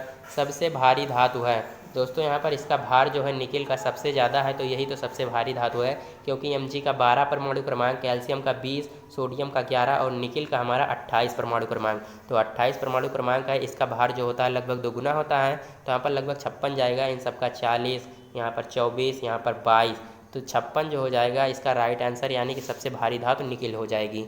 चलते हैं नेक्स्ट क्वेश्चन पर। आधुनिक आवर्त सारणी में तत्वों को रखा गया है। तो यहाँ पर ये क्वेश्चन तो कई बार बताया है और परीक्षा में पूछा भी जाता है। तो परमाणु जो है क्रमांक के वृद्धि क्रम में, यानी कि परमाणु क्रमांक के जो है वृद्धि क्रम में यहाँ पर राइट आंसर हो जाएगा। चलते हैं नेक्स्ट क्वेश्चन पर। आवर्त सारणी के प्रथम आवर्त में तत्वों की संख्या है। तो दोस्तों आवर्त कह रहा है, तो यहाँ पर प्रथम आवर्त हमारा जो है हमारा कौन सा है, यहाँ पर हमारा हाइड्रोजन है पहला, और इधर एकदम किनारे आप देखेंगे तो हीलियम होगा। तो यहाँ पर प्रथम आवर्त में केवल 2 ही तत्व हैं, यानी कि हाइड्रोजन और हीलियम, और उसके नीचे सारे तत्व हैं वो अलग बात है। देखिए ये प्रथम आवर्त हमारा क्या हो जाएगा, हाइड्रोजन और हीलियम का, इसमें केवल 2 तत्व हैं, यानी कि ऑप्शन नंबर बी यहाँ पर करेक्ट हो जाएगा। चलते हैं नेक्स्ट क्वेश्चन पर। आवर्त सारणी में समान समूह के तत्वों के परमाणु में समान संख्या होती है, इसको बता दिया। बाह्यतम कोश में इलेक्ट्रॉन की, हीलियम के अतिरिक्त अन्य सभी अक्रिय तत्व के परमाणु के बाह्य कक्ष में इलेक्ट्रॉनों की संख्या होती है। तो दोस्तों हीलियम जो है उसका परमाणु क्रमांक 2 होता है। इसके जो है अतिरिक्त अक्रिय गैस हमने बताया हीना नैना, यानी कि हमारा नियॉन कितना होता है 10, और यानी कि आर्गन 18 होता है। तो देखिए इसको छोड़कर कह रहा है इन सबके बाह्य कक्ष में, तो देखेंगे 8, अगर 10 को तोड़ेंगे तो 2,8 हो जाएगा, यानी कि बाह्य कक्ष में 8 इलेक्ट्रॉन। 18 को तोड़ेंगे 2,8,8, इसके भी बाह्य कक्ष में 8 इलेक्ट्रॉन, यानी कि जैसे जैसे सबका करेंगे सबके बाह्य कक्ष में 8 इलेक्ट्रॉन ही होंगे, सिर्फ हीलियम को छोड़कर। चलते हैं नेक्स्ट क्वेश्चन पर। निम्न में से किस तत्व की इलेक्ट्रॉन बंधुता शून्य होती है, तो ऑर्गन। पृथ्वी पर पाए जाने वाले तत्वों में किसके प्रतिशत भार के अनुसार अधिक है, तो एल्यूमिनियम यहाँ पर राइट आंसर हो जाएगा। एल्यूमिनियम पर राइट आंसर हो जाएगा। चलते हैं नेक्स्ट क्वेश्चन पर। धातुओं को पतले तारों में खींचने की क्षमता को निम्न में से क्या कहते हैं, तो पतले तारों में खींचने की क्षमता को तन्यता कहते हैं दोस्तों। और अगर उसको जो है चादरें जो बनाई जाती हैं उसे पीट कर, वो हमारी आघात वर्धनीयता यहाँ पर राइट आंसर हो जाएगा। अगर पीट कर हम जो है लोहे की चादर बना देते हैं, जिससे वो हमारी आघात वर्धनीयता में आती है। तो यहाँ पर पतले तारों में खींचने की क्षमता यहाँ पर तन्यता हो जाएगी। चलते हैं नेक्स्ट क्वेश्चन पर। नेक्स्ट क्वेश्चन क्या कह रहा है कि निम्न में से स्वतंत्र रूप से पाया जाने वाला तत्व है। इसको तभी बताया था दोस्तों, स्वतंत्र रूप से हमारा क्या पाया जाता है, सोना पाया जाता है, और मुक्त अवस्था में हमारी क्या होती हैं, अक्रिय गैसें भी पाई जाती हैं। चलते हैं नेक्स्ट क्वेश्चन पर। कार्योलाइट का सूत्र होता है, देखिए सूत्र आपको पक्का जो है परीक्षा में मिलेगा ज़रूर। कार्योलाइट का सूत्र होता है Na3 और Al(F)6, ये हो गया कार्योलाइट का दोस्तों। और अब चलते हैं नेक्स्ट क्वेश्चन पर। चिली सॉल्ट पीटर का नाम है, तो चिली सॉल्ट पीटर हमारा क्या होता है दोस्तों, सोडियम नाइट्रेट, जिसे हम लिखते हैं NaNO3, इसी को sodium nitrate Chile salt Peter भी कहते हैं। चलते हैं नेक्स्ट क्वेश्चन पर। धातुओं में चमक होती है, तो दोस्तों धातु में चमक जो होती है मुक्त इलेक्ट्रॉनों के कारण होती है, और मुक्त इलेक्ट्रॉनों के कारण ही विद्युत धारा प्रवाहित होती है, इसको भी आपको पता होना चाहिए। चलते हैं नेक्स्ट क्वेश्चन पर। निम्न में से धातुमल का सूत्र है, ये भी परीक्षा में कई बार पूछा गया है।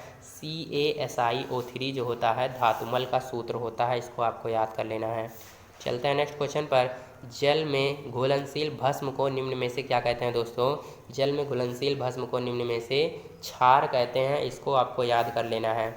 चलते हैं नेक्स्ट क्वेश्चन पर। अम्लीय घोल का pH मान, देखिए इसको आप ट्रिक से कर सकते हैं, बता दिया। शुद्ध जल का pH मान 7 ही होता है, और मानव रक्त आंसू का pH मान 7.4। कठोर जल का उपयोग जो है दोस्तों किया जा सकता है, तो दोस्तों कठोर जल का उपयोग स्नान करने में करते हैं, इसको आपको याद कर लेना है। चलते हैं नेक्स्ट क्वेश्चन पर। जल की अस्थायी कठोरता का कारण है, तो दोस्तों इसको बताया बाइकार्बोनेट, और अस्थायी कहता है तो हमारा क्लोराइड व सल्फेट यहाँ पर हो जाता है ऑप्शन नंबर सी, लेकिन अस्थायी कह रहा है तो बाइकार्बोनेट। चलते हैं नेक्स्ट क्वेश्चन पर। जल में नमक को विलय करने से निम्न में से क्या बनता है, तो दोस्तों हमारा क्या बनता है, समांगी मिश्रण बनता है। यानी कि अगर आप जल में नमक को विलय कर देंगे तो उसके अणु जो हैं पूर्ण रूप से घुल जाएंगे, आपको नमक जो है और जल को अलग अलग नहीं दिखाई देगा, यानी कि समांगी मिश्रण हो गया, यही हमारा राइट आंसर हो जाएगा। चलते हैं नेक्स्ट क्वेश्चन पर। निम्न में से कौन सा विद्युत का अच्छा चालक है, दोस्तों वर्षा का जल जो होता है विद्युत का अच्छा चालक होता है, इसको आपको याद कर लेना है, इम्पॉर्टेंट क्वेश्चन है। चलते हैं नेक्स्ट क्वेश्चन पर। जल के अणु में HOH बंद होता है ये 109 डिग्री 28 मिनट, इसका राइट आंसर हो जाएगा। इसको हमने पहले भी क्लास में बताया था। HOH जो जल का अणु होता है उसमें 109 डिग्री 28 मिनट यहाँ पर जो होता है बंद बनता है। चलते हैं नेक्स्ट क्वेश्चन पर। 36 ग्राम शुद्ध जल में ऑक्सीजन का द्रव्यमान। देखिए 36 ग्राम जल में कह रहा है। देखिए अगर आप जल की बात करें तो जल का परमाणु भार होता है H2O का हमारा 18 होता है। अब देखिए 18 में हमारे 2 क्या होते हैं, 2 हमारे हाइड्रोजन के और 16 क्या होते हैं ऑक्सीजन के। इसी को कह रहा है अगर 36 ग्राम कर दें यानी कि इसका दुगना कर दें तो ये सब भी क्या हो जाएगा, दुगना हो जाएगा। तो हमारा 4 हाइड्रोजन हो जाएगा और हमारा 16 दूना 32 ऑक्सीजन हो जाएगा, यानी कि ऑक्सीजन पूछ रहा है तो हमारा 32 ग्राम इसका राइट आंसर हो जाएगा। चलते हैं नेक्स्ट क्वेश्चन पर। ऑक्सीजन गैस है तो दोस्तों ऑक्सीजन जो गैस होती है वो ना ही अम्लीय होती है और ना ही क्षारीय होती है। चलते हैं नेक्स्ट क्वेश्चन पर। भाप अंगार गैस कई बार बता दिया। हाइड्रोजन सल्फाइड गैस की गंध होती है सड़े हुए अंडे की तरह, इसको भी बताया। घरेलू गंधहीन LPG गैस में एक तीक्ष्ण गंध उत्पन्न करने वाले के लिए किस तत्वयुक्त रासायनिक पदार्थ डाला जाता है, तो यहाँ पर सल्फर हो जाएगा। अभी हमने क्या बताया था, LPG में कौन सा मिश्रण होता है, LPG butane plus propane, propane plus butane का ये मिश्रण होता है। और जो रिसाव का पता लगाने के लिए प्रयोग करते हैं वो एथिल मरकैप्टन का जो है प्रयोग करते हैं। देखिए 3 क्वेश्चन यहाँ से बन रहे हैं तो कोई भी पूछ सकता है, आपको तीनों याद रखना है। चलते हैं नेक्स्ट क्वेश्चन पर। निम्नलिखित में से कौन सी गैस वायु से हल्की है, तो अमोनिया हो जाएगी। अमोनिया को पानी में घोलने पर कौन सा यौगिक बनेगा दोस्तों, अमोनिया को अगर NH3 को आप जो है पानी में यानी कि H2O में घोल देंगे तो हमारा NH4OH बन जाएगा। देखिए सारा जो है संतुलित है, इसको कुछ करने की ज़रूरत नहीं है, NH4OH यहाँ पर राइट आंसर हो जाएगा। चलते हैं नेक्स्ट क्वेश्चन पर। निम्न में से किस गैस का उपयोग इस्पात बनाने में किया जाता है, तो दोस्तों ऑक्सीजन का प्रयोग इस्पात में बनाने में किया जाता है। चलते हैं नेक्स्ट क्वेश्चन पर। अमोनिया गैस होती है तो दोस्तों अमोनिया जो गैस होती है वो हमारी रंगहीन होती है, इसको भी आपको याद कर लेना है। चलते हैं नेक्स्ट क्वेश्चन पर। हाइड्रोजन गैस जलती है तो हाइड्रोजन गैस हमारी नीली लौ के साथ जलती है, नीली लौ से यहाँ पर राइट आंसर हो जाएगा। यहाँ पर देखिए नेक्स्ट क्वेश्चन कह रहा है निम्न में से आंसू गैस है। देखिए अमोनिया को आंसू गैस भी कहते हैं, इसको आपको पता होना चाहिए। अमोनिया को क्या कहते हैं, आंसू गैस कहते हैं। ये भी काफ़ी बार परीक्षा में पूछा गया है। सारे क्वेश्चन जो है सेलेक्टेड लिए गए हैं, आपको जो है क्वेश्चन देखकर पता चल गया होगा। चलते हैं नेक्स्ट क्वेश्चन पर। वायु में उपस्थित नाइट्रोजन की मात्रा। देखिए वायु में हमारी जो नाइट्रोजन की मात्रा उपस्थित होती है लगभग 78%, यहाँ पर इसके लगभग में क्या दिया है 80, तो यही हमारा राइट आंसर हो जाएगा। चलते हैं नेक्स्ट क्वेश्चन पर। नौशादर का रासायनिक नाम है, इसको बताया। नौशादर हमारा अमोनियम क्लोराइड, और अमोनियम क्लोराइड का फार्मूला क्या होता है NH4Cl। तो आपको फार्मूले के मतलब उसके रासायनिक नाम के साथ साथ फार्मूला भी पता होना चाहिए। चलते हैं नेक्स्ट क्वेश्चन पर। रेड लेड का रासायनिक नाम है, रेड लेड का रासायनिक नाम क्या हो जाएगा दोस्तों, ट्राइप्लम्बिक टेट्रा ऑक्साइड, इसका राइट आंसर हो जाएगा। चलते हैं नेक्स्ट क्वेश्चन पर। बेकिंग पाउडर का रासायनिक नाम है, तो दोस्तों बेकिंग पाउडर का रासायनिक नाम क्या होता है, हमारा सोडियम बाइकार्बोनेट, इसका क्या बताया था NaHCO3, NaHCO3। चलते हैं नेक्स्ट क्वेश्चन पर। बेंजीन है, तो दोस्तों बेंजीन हमारा क्या है, बंद श्रृंखला वाला यौगिक है, यानी कि क्या है एरोमेटिक जिसे कहते हैं, बेंजीन हो जाएगा। इसका फॉर्मूला क्या होता है C6H6, ये भी आपको मिल सकता है। चलते हैं नेक्स्ट क्वेश्चन पर। एथिलीन का अणुसूत्र है। देखिए एथिलीन का प्रयोग क्या किया जाता है दोस्तों, कच्चे फलों को पकाने में किया जाता है, यानी कि हरे फलों को पकाने में किया जाता है। इसका रासायनिक मतलब अणुसूत्र क्या होता है दोस्तों, C2H4 इसका अणुसूत्र होता है एथिलीन का। इसको आपको याद रखना है, ये परीक्षा में काफ़ी ज़्यादा पूछा जाता है, अणुसूत्र पूछ सकता है। या फिर हरे फलों को पकाने के लिए किसका प्रयोग करते हैं, तो एथिलीन का ही प्रयोग करते हैं। एथिलीन दोस्तों ईन आ रहा है, इससे आप समझ सकते हैं ईन मतलब डबल बॉन्ड, कार्बन कार्बन के बीच डबल बॉन्ड। और अब जितने EH बचे उसको लगा दीजिए। देखिए इसके 4 संयोजकता दर्शाते हैं, तो 2 कंप्लीट हो चुके हैं, तो 2 अब बचे हैं, तो C यहाँ पर H और H। देखिए यहाँ पर 4 हाइड्रोजन और 2 ऑक्सीजन यानी कि 4 हाइड्रोजन और 2 कार्बन यानी कि C2H4। चलते हैं नेक्स्ट क्वेश्चन पर।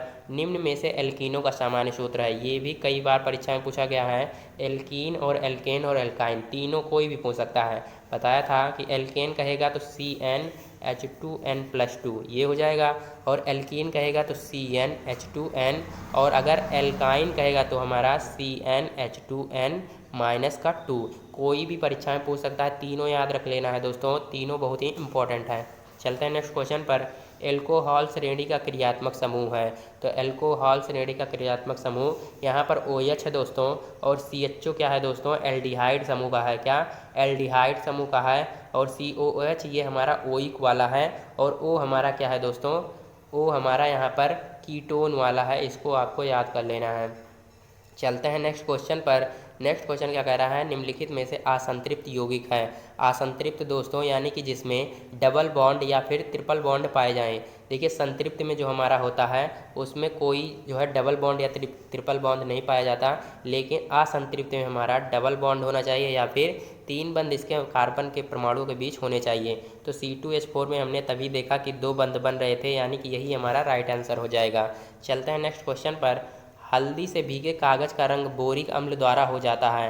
दोस्तों हल्दी से भीगे कागज़ का रंग बोरिक अम्ल द्वारा भूरा हो जाता है, इसको आपको याद कर लेना है। चलते हैं नेक्स्ट क्वेश्चन पर। निम्न में से साबुन होते हैं, तो दोस्तों निम्न में से जो साबुन होते हैं वसा अम्लों के लवण होते हैं। वसा अम्लों के लवण यहाँ पर राइट आंसर हो जाएगा। दोस्तों आशा करता हूँ आपको यहाँ पर जितने भी 300 क्वेश्चंस हुए हैं उसमें आपको सारे के सारे लगभग समझ में आ गए होंगे और आपका रिवीजन अच्छी तरीके से हो गया होगा। तो आपका अगर पेपर 2 तारीख को है तो आप अगर इतना पढ़ के जाते हैं तो लगभग क्वेश्चन आपके सही हो जाएंगे। और इसी तरह अगर आप चैनल पर नए हो तो चैनल को सब्सक्राइब कर लीजिए। इसी तरह मिलते हैं नेक्स्ट वीडियो में, तब तक के लिए जय हिंद, वंदे मातरम।